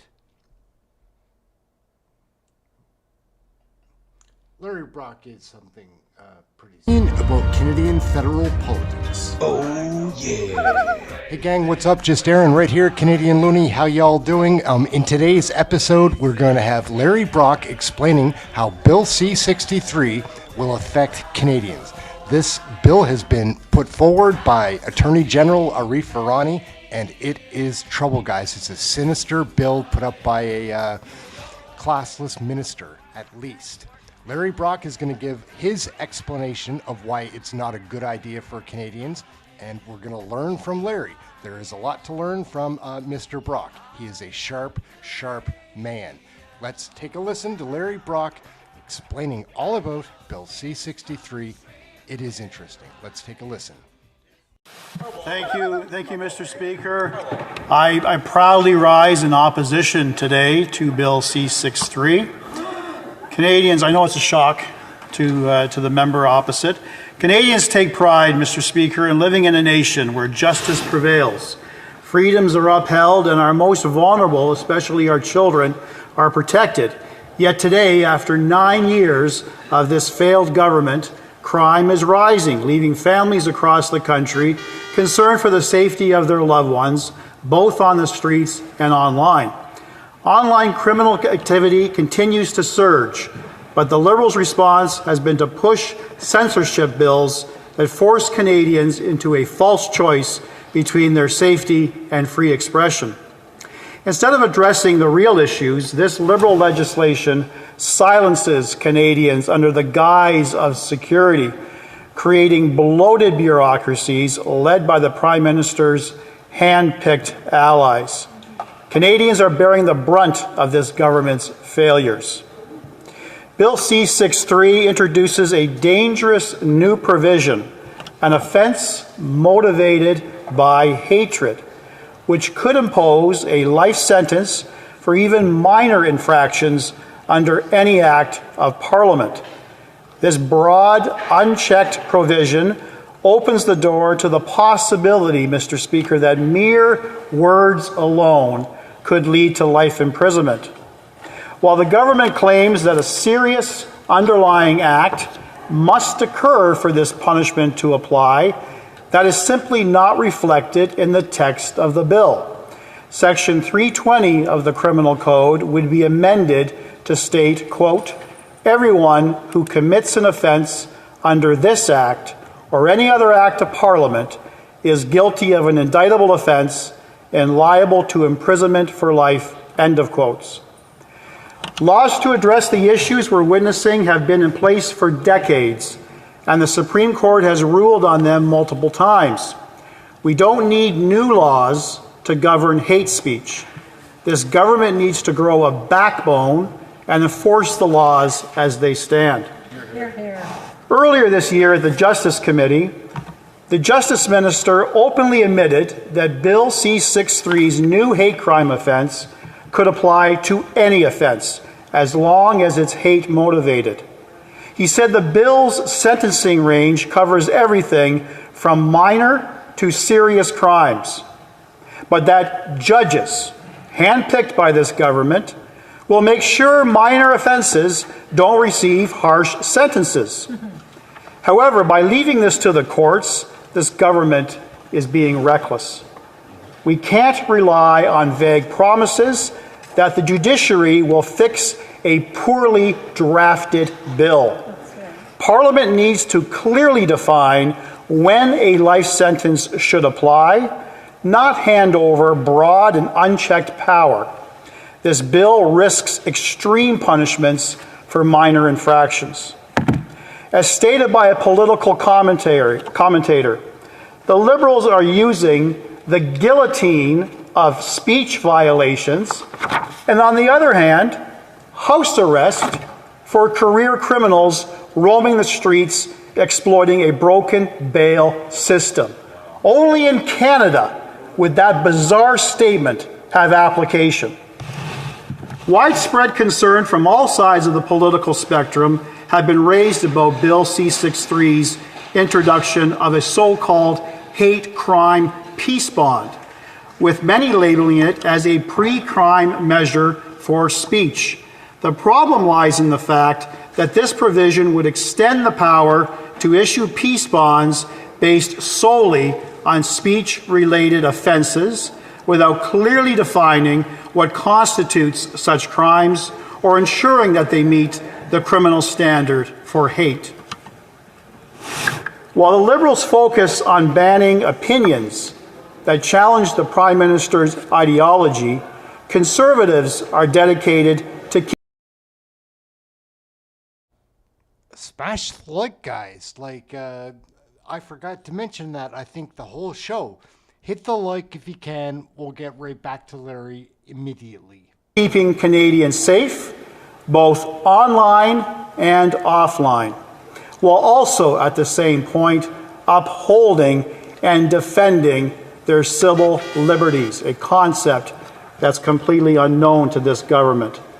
This is why my colleague, the member for Calgary-Nose Hill, introduced Bill C-412. Bill C-412 is designed to protect Canadians online through three key areas: protection from online criminal harassment, safeguarding our children, and ensuring user privacy. C-412 aims to empower victims of online criminal harassment who currently have limited options for quickly and permanently ending their harassment. This legislation would allow victims to apply to a judge to identify their harasser and the harassment, and then impose conditions to stop it as deemed appropriate by a court. It also provides legal clarity regarding when online operators, such as social media platforms, must disclose the identity of an alleged abuser. Additionally, the legislation introduces an aggravating factor for perpetrators who repeatedly send harassment anonymously using multiple burner accounts. These measures are designed to streamline the process for victims to interact with law enforcement and receive effective protections, ultimately enabling law enforcement to de-escalate violence in a timely manner. In contrast, the Liberals' Bill C-63 contains no such provisions, representing a significant flaw for a bill that purports to protect Canadians from online harm. Online harassment is widespread and often anonymous, yet our current laws are outdated, and Bill C-63 fails to provide on this front. In addition, Bill C-63 fails our children by delaying protections and relying on an unclear regulatory process. In contrast, Bill C-412 takes proactive measures by imposing a clear duty of care on online operators. The bill seeks to establish a novel set of checks and balances between the government, operators, and parents to keep children safe online. Under C-412, existing government regulators, law enforcement, and the judiciary will ensure operators follow their duty of care to keep kids safe online. Operators would be formally required to ensure they keep kids safe under a clear set of guidelines. Parents then would have all the tools needed to understand what their kids are doing online and then make informed decisions about what types of permissions to give them for their online use.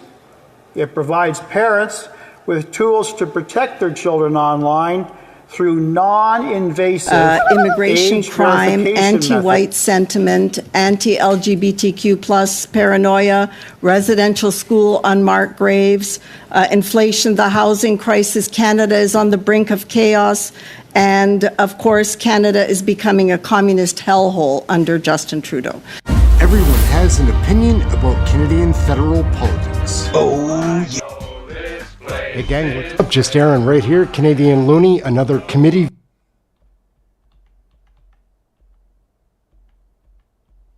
You give an opening statement of up to 5 minutes. Please go ahead.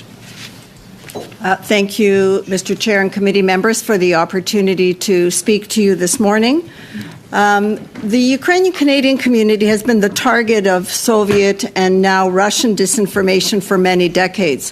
What many Canadians have difficulty understanding that this is not a case of homeland against diaspora. Our Ukrainian government is not targeting us. It's a foreign government, the Russian government, that has made us the object of their disinformation. And as my friends have alluded, CSIS has identified Russia as a foreign actor and player in disinformation. To quote from their report, Russia also continues to attempt to discredit Canada's Ukrainian community, falsely claiming that it is composed of neo-fascists who control Canada's foreign policy. And there's more that they say, but I'm sure you've read the report. So when our intelligence service comes to these conclusions, why is Canada still a safe haven for Russian operatives? One of the reasons is that some Canadian politicians, foreign policy advisors, and staff in global affairs hold a naive view of Russia and the threat that it poses to Canada and our democratic institutions. For over a decade, our community advocated for the ban on RT, Russia television, but that didn't happen until a full year after the full-scale invasion of Ukraine. RT was finally sanctioned by Canada, along with other Russian institutions, such as Putin's think tank, the Valdai Club. But no action has been taken by the government with regard to those in Canada who collaborate with these institutions. There are many Canadian contributors to RT who are allowed to operate with impunity. Indeed, some of them are invited to appear before Canadian parliamentary committees. Others are given grants from Canadian taxpayer money to produce Russian propaganda films. We also know that Canada is a preferred destination for Russian sleeper agents because there doesn't appear to be any detection or prevention of foreign espionage in Canada. They come here because we make it easy for them to establish their identities, all the while carrying on their spycraft. They then move to other allied countries, posing as citizens of a reliable allied partner. They're now Canadians.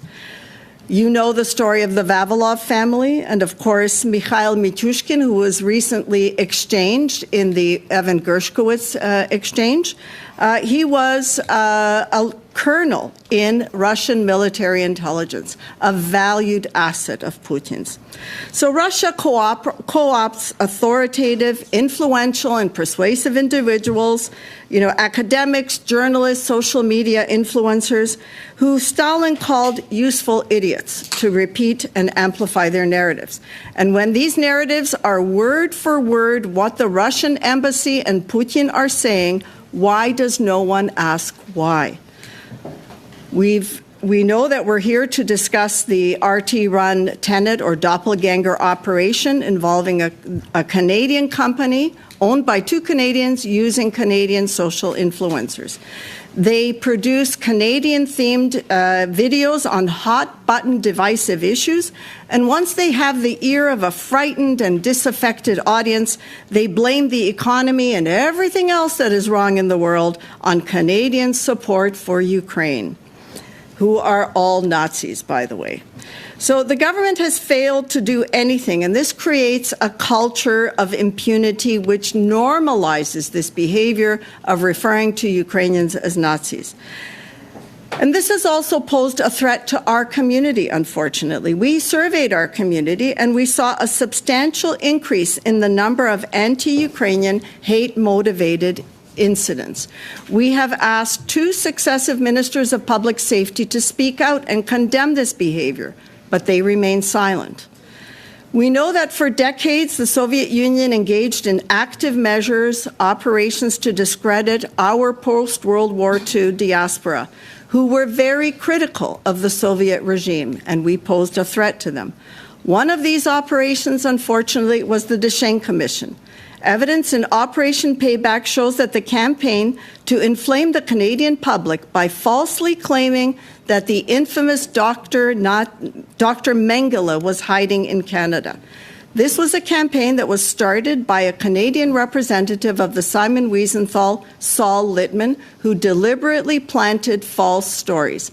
And once the Canadian public was sufficiently inflamed, the Mulroney government convened a commission of inquiry, which cleared all but 29 individuals. And yet today, we hear repeated calls for the disclosure of the names of these innocent people, over 800 of them who have several generations of descendants. I'm sorry, could I get you to wrap up? Yes. So we also would like to speak to the Russian propaganda film, Russians at War, which was produced by a former producer of Russian television, an example of the kind of naivete that we have in Canada, which not only condones but finances the whitewashing of genocide. So I look forward to your questions. Thank you. Thank you. Thank you, Mr. Chair. I want to thank our witnesses for being here and for making this important study. Oh, so they automatically turned it on.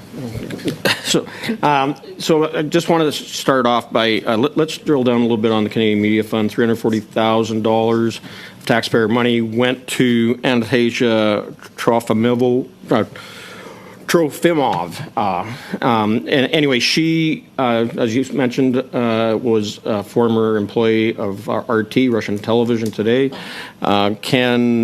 Do you believe that the government of Canada should recoup those funds for funding Russian misinformation?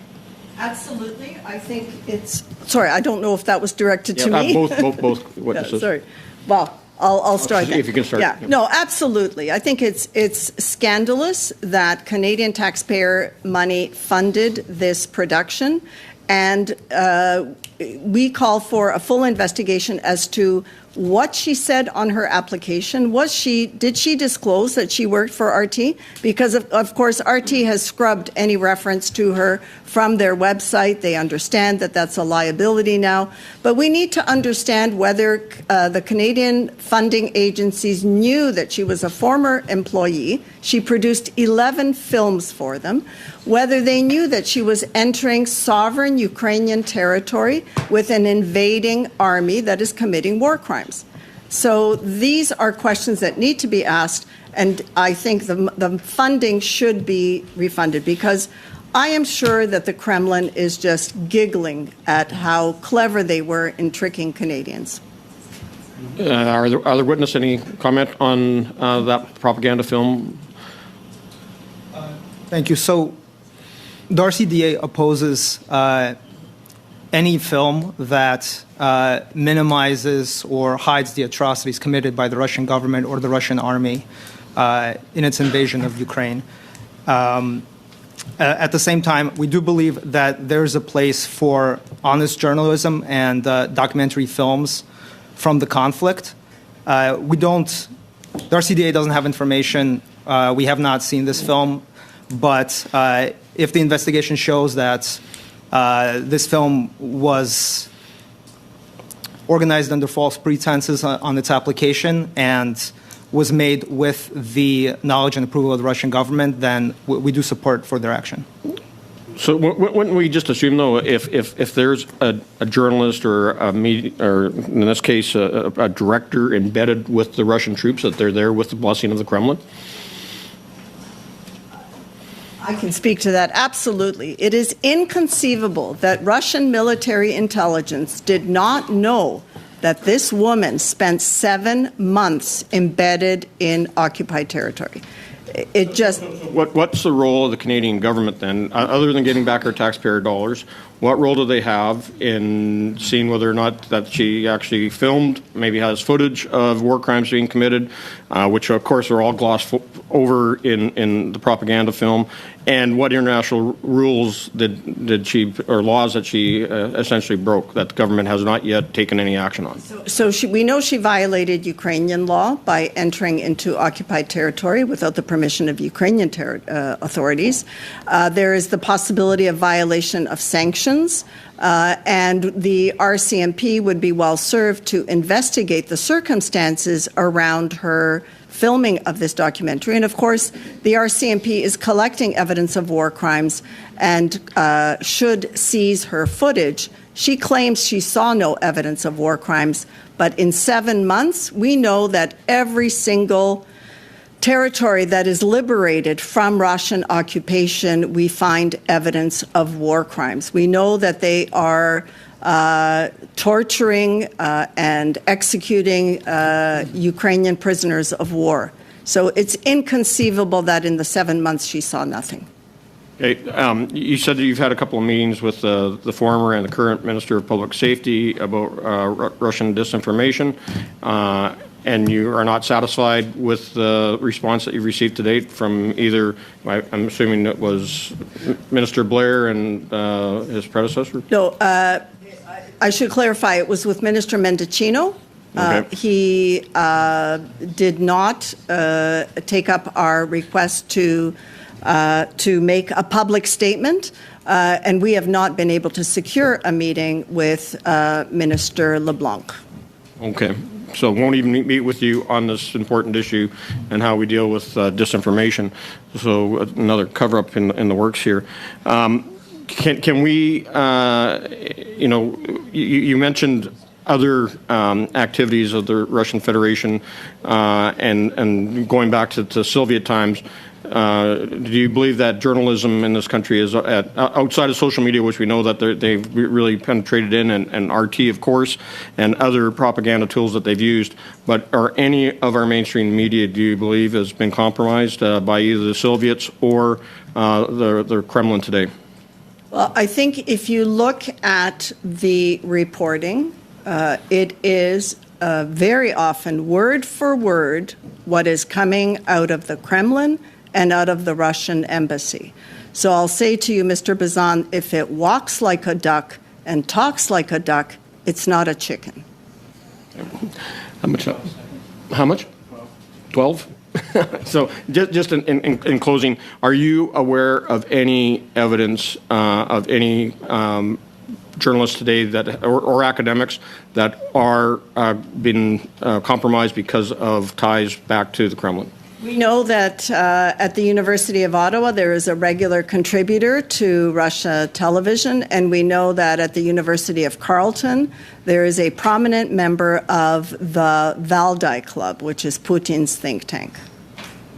Thank you, Mr. Bilan. We go now to Ms. O'Connell. Ms. O'Connell, please go ahead, 6 minutes. Thank you, Chair. And I'm glad to see my Conservative colleagues take this study so seriously, and I sincerely hope that there isn't an attempt to shut it down or limit it, as our first witnesses have already highlighted pretty significant areas of concerns. And I think it's imperative that this committee do this work. And so I'd be quite disappointed after that line of questioning to see any sort of limitations of looking into this study coming from Conservatives, or any attempts to not continue with this study when this is our first day. So I guess we'll see. I guess we'll see if there's action behind the words we just heard. Moving to my questions, you know, I found, and this is going to be directed at both organizations, as a local MP, I could honestly feel a shift and a difference in the narrative around the public perception with the invasion in Ukraine. I remember early days attending vigils in my community in Uxbridge with a large Ukrainian population as an example, and how quickly on social media that support for Ukraine started to erode. Even in our first debates of the Canada-Ukraine Free Trade Agreement, it was pretty non-eventful. There seemed to be all-party support. And then you start to see things shift. And a large part of that was changes in narrative online, on social media accounts. And so when this came forward in regards to influencers being potentially and allegedly paid by Russia to look and mimic like Canadian organizations or Canadian social media pages, you start to put two and two together, as I could very clearly see that shift as just a local MP with Ukrainians in my riding as one example. But overall, hearing people start to defend Russia or seeing Russian flags on the Hill and protests to anything, really. So my first question is, and I'll like both of your perspectives on this, do you really believe that influencer accounts that were being funded or allegedly being funded by Russia, do you really believe that they didn't know who was paying, or is there a world in which people wouldn't know that Russia is sending propaganda? And the comment about if it walks like a duck, talks like a duck, and if you're repeating Russian propaganda and then to claim you had no idea you were being paid by or repeating Russian propaganda, have you seen other examples where, you know, this claim that they had no idea who was footing the bill? So maybe I'll start here, if you don't mind. Thank you. I would say that even though these right now are still allegations, personally, even a cursory search would show that these perspectives are coming from the Russian government. Many times they're, if not word for word, they're idea for idea. The idea is coming from the Kremlin, propagated in Russian government propaganda channels. And just addressing something said earlier, I agree with Mr. Shechi that RCDA is dissatisfied with the Canadian government response to the disinformation that we have seen permeating Canadian social media, Randy? But also in regards to enforcement of the measures that have been enacted, including sanctions. We have questions as to how these sanctions are enforced, why violations of sanctions seem to be these investigations seem to be coming from the United States, not from within Canada. Even if a lot of the disinformation seems to be happening in the United States, due to the interconnectedness of the Canadian-American ecosystems, narratives that originate there permeate, eventually end up in Canada and affect the national discourse here. If I may add, just as to your prior comments about the changing narrative among your constituents, this is actually something that's increasingly backed by data. There are some interesting analysis, including from Marcus Kolga, that shows that there are more and more Canadians that are exposed to the Kremlin narrative online, and that these narratives are having an impact on how Canadians think about the Ukraine war, for instance. And this is not only a Ukraine war issue, it's also an issue that targets broader issues in Canadian politics, such as the housing crisis, the inflation, and even the Prime Minister, Justin Trudeau. And that has been something that the Kremlin has done in Canada for close to a decade, as my friend alluded to in his testimony. Sorry, I don't mean to cut you off. I am just limited on time, and I'd like to get, but just, do you think it's also problematic when politicians are being paid to fly to, around the world by institutions like the Danube Institute, who has been known to also promote anti-Ukraine and more so Kremlin propaganda? Do you think it's problematic if Canadian politicians are also being paid for institutes that share that? And maybe I'll start here since I know I'm limited on time. Absolutely, because there is the possibility and the appearance of bias, and so I think that all trips paid by other entities should be banned for Canadian politicians. But I beg to differ with my friend. I believe that there was a Canadian social media influencer who was working for Tenet, Lauren Southern, and she did produce videos on immigration crime, anti-white sentiment, anti-LGBTQ plus paranoia, residential school unmarked graves, inflation, the housing crisis, Canada is on the brink of chaos, and of course Canada is becoming a communist hellhole under Justin Trudeau. So these are not just American-directed narratives. Canada was directly targeted. I'm going to have to ask you to wrap it up quickly. Yeah, I'll stop there. Thank you. Thank you, Ms. O'Connell. Everyone has an opinion about Canadian federal politics.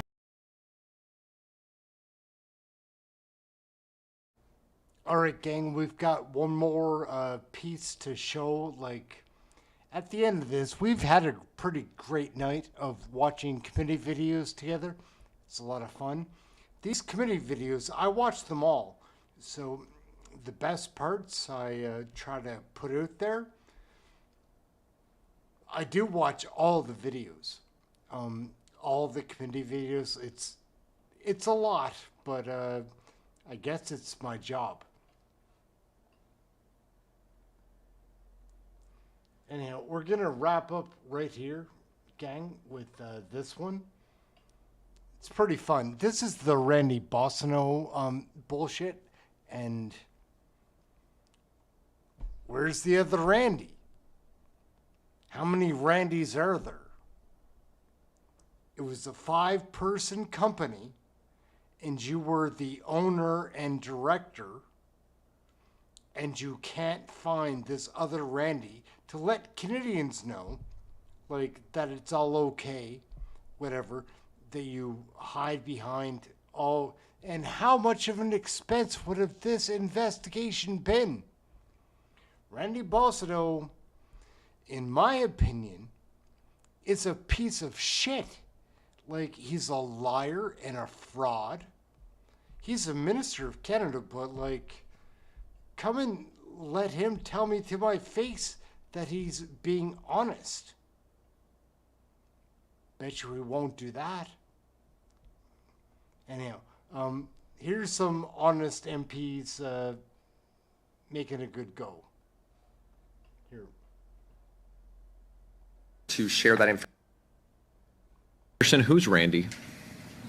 As I said in my opening remarks, I would be delighted to share that information with you in camera only, simply based on the turmoil that I have gone through in my personal life.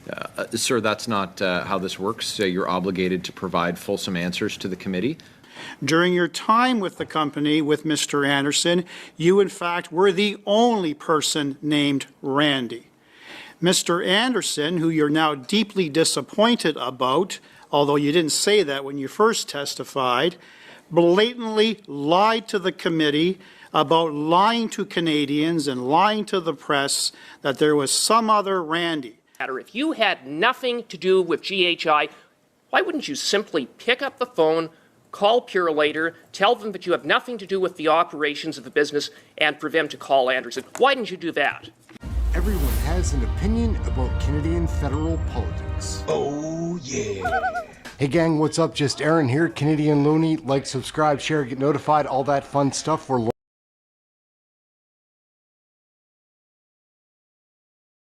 There's only one of you, guy. You might as well admit it. Let's take a peek. You're not fooling Canadians. Some very pointed questions today. Secondly, I want to limit the disruptions as possible. And just a reminder to all committee members that any comments are to come through the chair. They're not to be cross-table, and I'm going to enforce that strictly. The other thing that I want to remind everyone is the interpreters and the need for a question to be asked and an answer to be given. Even though we may not like the answer or we may not like the question, I want to remind all members that every member has a right to ask whatever question they want in relation to this issue, even if you don't like the question that's being asked. So with that being said, Ms. Khalid, on what? On exactly what you're saying. I just want to add something, if that's okay. Well, I don't think there's a need to add something. I think I've been pretty clear. Chair, I just want to reinforce Standing Order 18 to say that, yes, absolutely, everybody has the right to ask the questions that they're entitled to, but they must do so respectfully and refuse from calling people names, etc. And if there is respectful discussion, then I won't need to step in to make sure that disrespect is. Well, right. Okay. Thank you, Ms. Khalid, for that. You can already see the chirping, Chair. I'm just putting it out there. I would appreciate if you would be proactive. I will conduct the meeting in the manner in which I think it needs to go. Okay. Thank you for that. Mr. Boissonneau, you have 5 minutes to address the committee. Go ahead, sir. Thank you. Thank you, Mr. Chair. Colleagues, every member of this committee, every member of Parliament has an obligation to conduct themselves in a manner that respects both the letter and the spirit of Canada's strict ethics regime for public officials. Throughout my time in public life, I've always done just that. As I explained to this committee in the spring, I respect the role of the opposition in holding the government to account on important issues. However, it's no secret that our conversations on accountability can, more often than not, be clouded by partisan interests. This has been particularly evident in the conduct of Conservative MPs in this Parliament. When we are talking about people's reputations, people's ethics, as they work to organize their financial affairs following an election, conversations that are marked with partisan suspicion and bad faith are neither helpful nor fair.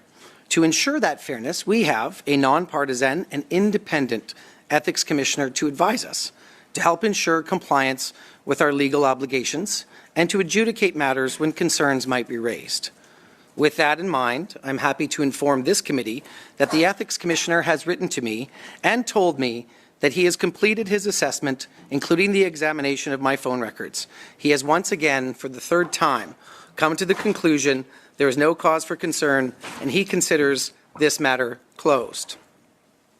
Ethics Office for reviewing the facts and the evidence and confirming to me once again that he sees no reason to believe the allegations made about me in the media and by Conservative MPs. Colleagues, the Commissioner has no reason to believe these allegations because those allegations simply aren't true.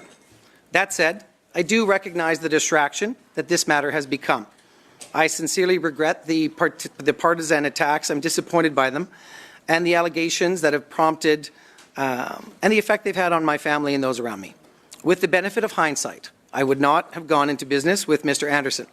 And while it has had no impact whatsoever on my duties as a minister, and while I have always followed my ethical obligations, it is clear in hindsight that this is not an individual whose actions and choices I would want reflecting on me. Deep concerns following Mr. Anderson's testimony before this committee. Like all of you, I believe he has an obligation to be forthright with this committee about the facts of this matter. in particular because I know those facts would further confirm that I'm not involved. If Mr. Anderson was in fact intending to refer to someone else in the text messages he sent, he should give that person's name to this committee. If he was in fact using my name without my knowledge or permission, then he should tell that to this committee. I do not know which is the case, but I can say unequivocally that I absolutely did not take part in the conversations referenced. I sent no such messages to Mr. Anderson. I had no involvement with any dealings or business with the Gowie Group, and any suggestion to the contrary is not true. In the spirit of transparency, I have proactively sent my own records for September 6th and 7th to the clerk of the committee this morning, which I previously gave to the Ethics Commissioner at his request prior to his most recent letter to me on this matter. I trust that this will further illustrate the simple truth. Whatever happened here, I was not involved, and I invite the members here to review those records for themselves. Once again, I thank the Ethics Commissioner for impartially reviewing the evidence and confirming this for a third time. Let's have a conversation about the facts. Let's move beyond the baseless accusations and innuendo, and then let's all get back to work delivering for Canadians. Thank you, Mr. Chair. Okay, thank you, Mr. Boissonneau. And just for the benefit of the committee, we did receive that information at 1:08 this afternoon. It has not been sent out to translation, or it has been. It will come back as translated, and then we'll certainly share that with the committee when it does come back. Again, just a reminder to everyone to be mindful of our interpreters. Members have time to ask questions. Minister, you have time to respond. I don't want to be in a position where I have to referee and get in the middle of the questioning. Ask the question, answer it, and let's go. Mr. Go ahead, sir. Thank you, Mr. Chair.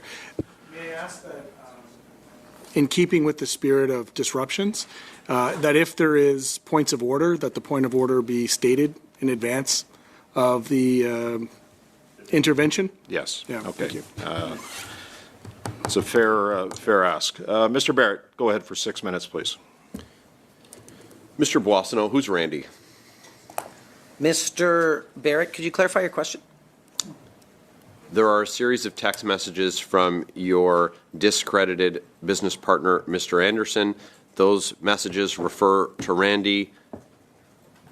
That's you, right? It is not.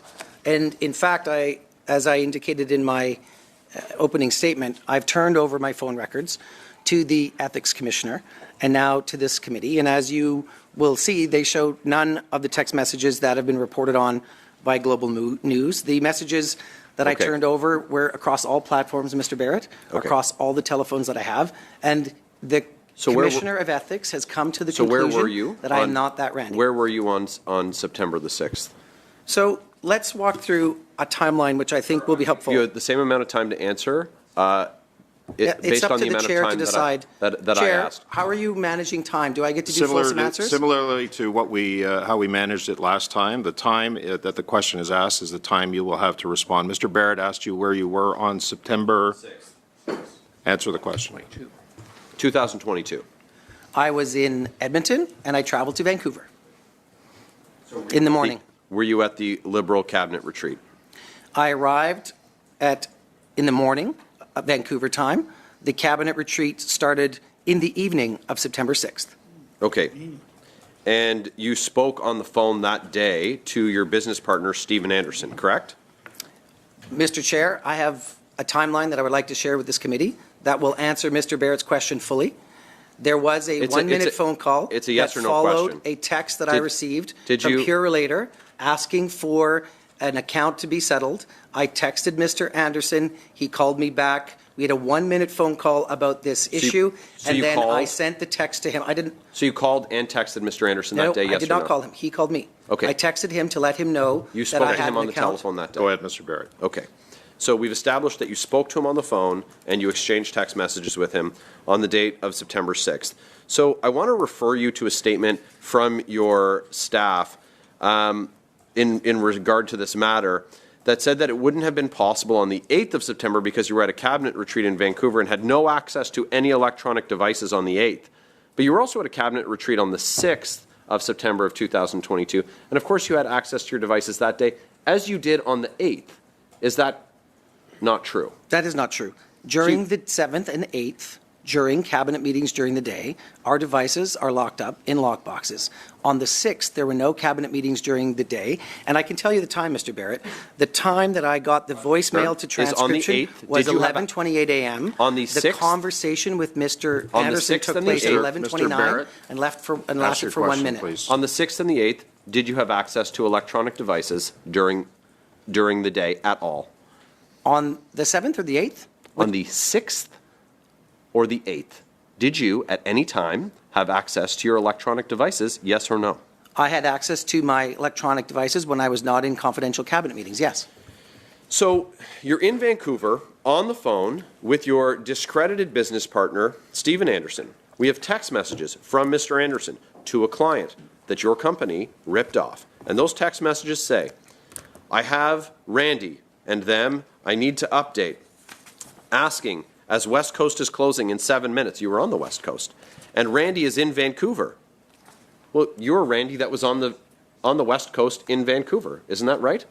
So, Mr. Barrett, let me refer you to the Commissioner of Ethics letter from June 25th, when he stated very clearly, other than the name Randy being used in text messages from Mr. Anderson to Malvina Gowie, messages with according to the published excerpts were neither addressed nor copied to you. I do not have any information before me to support the allegation that you were involved in managing or operating GHI. So you expect Canadians to believe that the Randy referred to in these texts 9 times is anyone else but you, that the Randy who is in Vancouver and who needs to be updated on the money transfer is anyone else but you, and you admit to speaking to your business partner on the phone.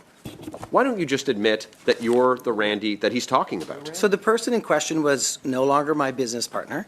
I was simply a shareholder of the company. I had no operational role in that company. And because PIERRE was looking to settle an account, they had my number still in their logbook. They reached out to me. They could not contact GHI. I informed Mr. Anderson of that fact. He called me. I informed him that I would send him the text, which I did, and the conversation ended there. So we and have the texts are with the Commissioner and with this committee. After you claim to have been done being involved in the operations of this business, you're expecting us to believe that you are dealing with your business partner on accounts payable, but you're not dealing with him on accounts receivable. That, of course, is far too incredible for anyone to believe. Have you ever been given money from Mr. Anderson since 2021 to either from his personal account, from his personal bank accounts, or from any bank accounts of people that he is connected with? Because, Minister, I've got to say, where there's smoke, there's fire. No, Mr. Barrett, you're simply mistaken. PIERRE reached out to me because they had my number on an old logbook. Received the money. The question is about the money. Have you received money? You had several questions in your statement, and you had a long time. So am I able to answer with the time that he used, Mr. Chair? I'm going to give you a couple of extra seconds. Go ahead, please. Thank you very much. So, look, I was very clear that I earn no income from GHI after I stopped working for the company when I was elected. There was one end of a wrap-up for 2021 payment that came to me to wrap up the 2021 business, but those monies came from GHI. Thank you. Ms. Shanahan, go ahead. To go to Mr. Cooper for 5. Go ahead, sir. Thank you very much, Mr. Chair. Minister Boissonnault, when you last appeared before this committee had text messages referencing a Randy from September 8th. You said the Randy referenced in those text messages was not you, and your office even put out a statement saying that you were in Vancouver and had no access to electronic devices, and that you had made no phone calls during the time frame in question on September 8th. Since you appeared before committee, we now have a new tranche of text messages from September 6th that reference Randy in Vancouver. You, Randy, through you, Mr. Chair, were in Vancouver, and now you tell the committee that you did talk to Anderson. You did text Anderson. You didn't say that before. You left this committee with the impression that you had no communications with Anderson, and now you say that? I would submit, Mr. Boissonnault, through you, Mr. Chair, that that is a material omission. It is a material misrepresentation. Why didn't you tell the full truth last time you appeared before the committee? Why are we only finding out about this now? Is it because you need a new cover story? Minister? I reject the ending of your question, Mr. Cooper, emphatically. Look, the testimony that I gave at this committee when I was last here was about September 8th, and then after summer testimony, I proactively provided my text messages to the Commissioner of Ethics. And Mr. Cooper, I don't have data in my phone that indicates who I texted over 2 years ago. Mr. Chair, I get more time. You had a choice. I do believe I get more time. You had a choice to come to this committee and be forthcoming. Hang on, Mr. Cooper. I'm going to give you a couple more seconds to respond. Members do have the right to reclaim their time as well, and I'm trying to be as fair as I can. Minister, please go ahead. So, Mr. Cooper, in the morning of September 6th, as I indicated, I got a text message from PIERRE. I indicated that to Mr. Anderson. He called me. We had a 1-minute phone call. You had a choice. I sent him the Point text. of order, Mr. Chair. Mr. Cooper. I'm going to Mr. Cooper. Go ahead, Mr. But you didn't do so very conveniently. Hang on. Point of order, Mr. Fisher. As Mr. Green had recommended, Standing Order 16-2, interrupting the witness. Okay, I listened to Mr. Green's questioning, and there were several times where he did reclaim his time in advance of the minister responding. And so I'm going to ask that Mr. Cooper, we give ample time for the question. I know you had a long preamble. The question was there. You have the floor, sir. Go ahead, ask your question. Mr. Chair, the minister had a choice to come here and be forthcoming. He didn't do so. He misrepresented this committee by omission. And I've got to ask you, you said you had nothing to do with the operations of GHI, and now you admit, in fact, you did. The paying of a bill, that is an operational matter. If you had nothing to do with GHI, why wouldn't you simply pick up the phone, call PIERRE later, tell them that you have nothing to do with the operations of the business, and for them to call Anderson? Why didn't you do that? Minister? That is a really great question, and the answer is I did 3 times. And it was a collections group of PIERRE that I never contacted that still somehow had my information from their database. So, Mr. Cooper, you could have Mr. Cooper, let me finish. Mr. Boissonneau, why didn't you, at the very least, okay, just text him, say, contact PIERRE later. Why did you then pick up the phone? Isn't the reason you picked up the phone because you wanted to talk about the $500,000 shakedown? That's why you called Anderson, isn't it? Minister, go ahead, please. Not at all. That is simply false, Mr. Cooper. And as I've indicated before, I have nothing to do with the Gowie Group. I have nothing to do with all of those deals with Mr. Anderson took place after I was an operational member of this company. And I did text Mr. Anderson. He responded to me by telephone. I indicated to him that this bill was there and he should take care of it because I didn't want further text messages Minister from PIERRE later. Boissonneau, no one believes you. And after you materially misled this committee by leaving out a material fact, you've lost any benefit of the doubt. 9, you have yet to explain how there are 9 text messages referencing Randy when the only Randy at GHI ever was you. You had a 50% interest. You have a text message placing you in Vancouver. You were in Vancouver. You've now admitted that on that very day you spoke and texted with none other than Anderson, which you weren't forthcoming about until you had now no choice because you want to cover your butt. And so, very simply, Minister Boissonneau, do you think Canadians are stupid? Everyone knows it's you. The Randy in the text messages, the Randy in the $500,000 shakedown is you, and you, sir, have lacked the character and judgment to serve in cabinet. If you had any integrity, Point of order. you would resign. Point of order. Point of order. Okay, thank you. Minister Boissonneau, I'm going to give you some time to respond quickly, if you don't mind. Sure, I will go quickly. As quick as Mr. possible. Cooper, if the allegations that you just threw at me were true, the Ethics Commissioner would have seen in an exhaustive evaluation of all the text messages on all of the telephones that I have on all platforms that those text messages existed. They do not. I am not the Randy in question. The Ethics Commissioner has said so, and he considers this matter closed. Thank you. Thank you. Mr. Baines, you have 5 minutes. Go ahead. All right. We've got a 5-minute round for, I believe Mr. Barrett's going to start, and then we're going to go over to Mr. Brock. So 5 minutes, Mr. Barrett. Go ahead, please, sir. I have an official document from the Government of Alberta dated March 28th, 2020. It's 2 days before you incorporated Global Health Imports officially entering into business with Stephen Anderson. It shows Stephen Anderson listed 7 vehicles as collateral, 5 2019 Land Rovers and 2 2019 Porsches, totaling about $1 million. Yes or no, did you know about this? Not. So you were unaware that your business partner posted 7 high-end luxury vehicles as collateral. That's your story?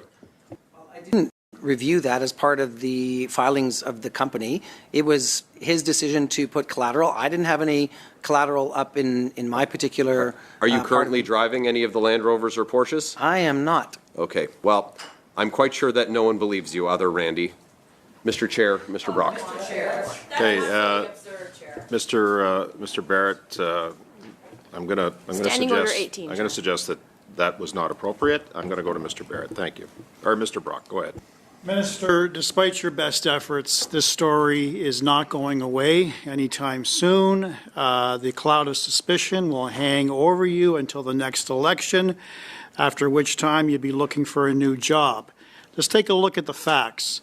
Galway Group knew of only one Randy, and that Randy was a minister of the Canadian government. That's yourself. At all material times prior to your election, you were in a 50-50 partnership with Anderson.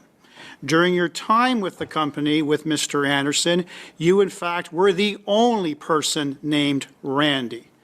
Mr. Anderson, who you're now deeply disappointed about, although you didn't say that when you first testified, blatantly lied to the committee about lying to Canadians and lying to the press that there was some other Randy. He also promised this committee to provide us with details as to who the other Randy is, and surprise, surprise, Minister, he couldn't, because by doing so, he would identify yourself. Then we now find out on September the 6th, you're in a text communication with Anderson, you're in a phone call with Anderson, despite you assuring us at committee the first time that you've had no communication with Mr. Anderson. Highly, highly suspicious, Mr. Boissonneau.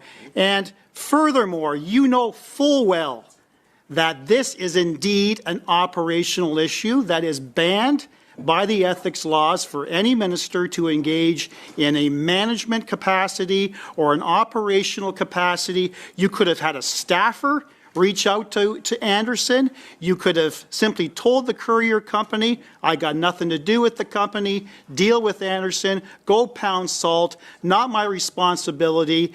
You chose to take matters into your own hands to deal directly with Mr. Anderson. Those are the uncontroverted facts. Now, you're also relying upon the fact that you exercised your due diligence with this committee and your due diligence with the Ethics Commissioner. I asked you specifically to provide us with details, all your text messages on all your devices. You failed to do that, Minister. You gave this committee only one set of records pertaining to one device. I was led to believe you told the Ethics Commissioner you had 2 devices. Again, the Ethics Commissioner is not an investigator. They don't have investigative powers like law enforcement. They can't obtain production orders on service providers to verify what you are saying. So the Ethics Commissioner has to take it on good faith that you're being honest.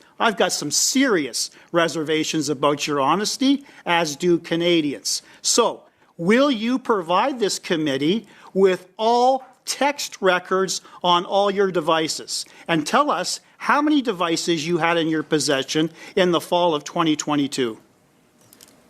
Mr. Chair, will you give me 2.5 minutes to respond? We have to. There's move only on. one I think question. I think it was a very simple question. Mr. Brock was commenting. It was a 2.5 minute question. I There was realize a lot that, there. but it was a very simple question. I'm going to ask you to answer the question, and then I'm going to go to Mr. Housefather. Mr. Brock, the information that you cited in your monologue was reviewed by the Ethics Commissioner. I'm not the Randy in question. It is not me. It's not possible for it to be me. That is in the Commissioner's letter of September 12th. He considers this matter closed. And look, I'm at the committee's disposal, and I provided the committee with information that it required of me. Mr. Minister, will you provide us with full information? That's time then. Will you provide us with, what are you hiding, Minister? So, just relax. What are you hiding? Minister. I've never seen you do that to anyone else. No, because when I get you in my ear over here and I'm trying to listen to what's going on, then I can't focus on the questioning, Ms. Khalid, okay? So, Minister, I'm going to ask you, on behalf of Mr. Brock, you've been asked a very specific question about the devices. Are there any other devices that you can provide to the committee, sir? No, Mr. Chair, because I provided all text messages across all devices for the dates in question, across all platforms, as asked by the committee. Mr. Housefather for 5 minutes. Point of order before we go to Mr. Housefather. On your Mr. point of Chair. order, go ahead. Telling a member to relax, I think, is inappropriate, sir, as a chair. I think I said right at the onset, Mr. Fisher, and I appreciate the challenge, that it's difficult when there's cross-talk that's going Understood. on. And so I'm trying to listen to the conversation that's going on. And when I'm hearing it from this side, I can't focus on what the Minister and Mr. Brock Understood. are talking about, okay? So I said that right at the onset, and I was going to enforce it, and I did. On that same point of order, Chair, On the same point of order, go ahead, Ms. Khalid. I just respectfully like to ask you, why is it that you only hear it from this side and never from any other I party? think I did that the other day, actually. I think I heard it from the other day. Yeah, you might want to review the tapes, Ms. Khalid. Mr. Housefather. If we were going to start counting, then I think that the tally Review the would tapes, show. and you'll see how I acted the other day when I heard it coming from this side. On the point of order, Mr. Barrett, go ahead. We've got to go to Mr. Housefather. Chair, I think that it's an unacceptable practice in any committee to have member staff or House officer staff making audible interventions to over top of members of the committee or the chair of the committee or a witness of the committee. And so perhaps a gentle reminder to staff who are here from House officers from the government that if they're interested in intervening at this committee, they can put their name forward to appear as a witness, or they can run for Parliament. They're not to yell over top of us. I've dealt with that issue before a couple of times, and that's a good reminder to all staff that are here. Everyone has an opinion about Canadian federal politics. Oh, yeah. Gang, the level of corruption going on with our federal government is ridiculous. It looks like Randy might get away with this one. He's seeming to slink out of it. Ridiculous, right? My name's Aaron. This is Canadian Looney. We're learning all about Canadian federal politics, trying to share that with you so that we know that when the election comes, that a change is necessary. That's it. Like, subscribe, share, get notified. Please leave a comment. Love the comments. Catch the next video. Thank you very much for watching this one. Where's Randy? There's only one Randy, I think. I'm pretty damn sure. Well, we'll try to keep you posted. We'll catch you next video. All right. Thanks a lot for watching. All right, gang. We're going to wrap it up right here. We've done a few hours, 2.5, I think. What a great, fun Sunday night. Thank you all for hanging out. Welcome to all the new viewers, any new subscribers. We just watch Canadian politics right here. We're trying to learn. And at the same time, as we're learning, show Canadians what we're learning. Because, like, I'm not a dumb Canadian, I don't think. Pretty astute.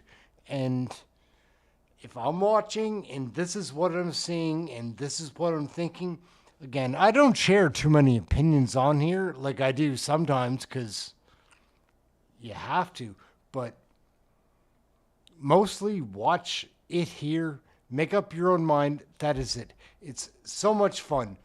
Sorry, I forget to also mention, like, liking and subscribing the channel. I forget to do that all the time.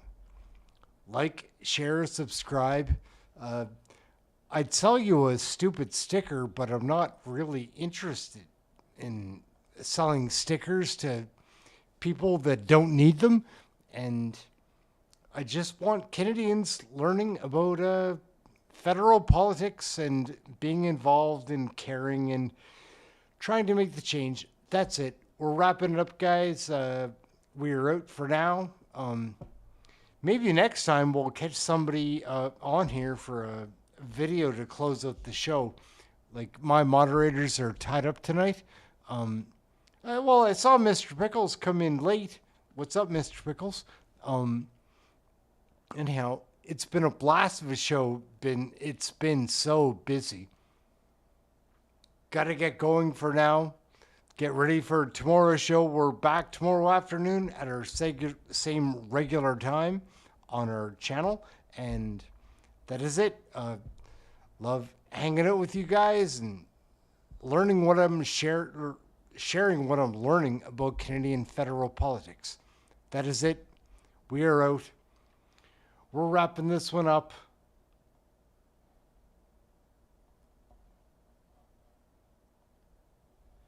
Hey, we everyone, are wrapping quiet this down. one. There's a We are bulletin on out. TV. And now for this news flash. Can I say something to all the people who thought I was a loser, Chuck? So you want to vote for a pretty boy Canadian named Justin. What could possibly go wrong? I made a mistake, and I'm sincerely sorry. Oh, hello. Do you have a warrant to be here? Everyone has an opinion about Canadian federal politics. I know this place is where I am. No other place is better than. No matter where I go, I am proud to be Canadian. I am, you know I am. The worst that works.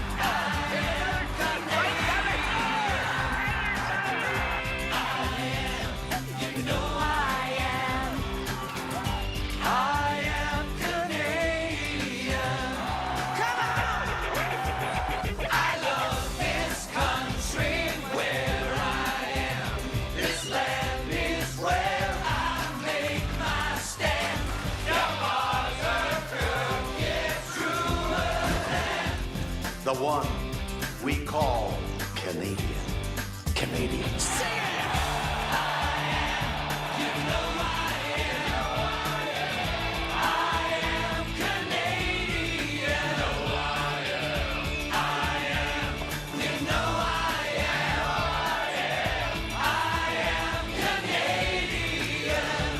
Everyone has an opinion about Canadian federal politics. Oh, yeah. The Honourable Minister for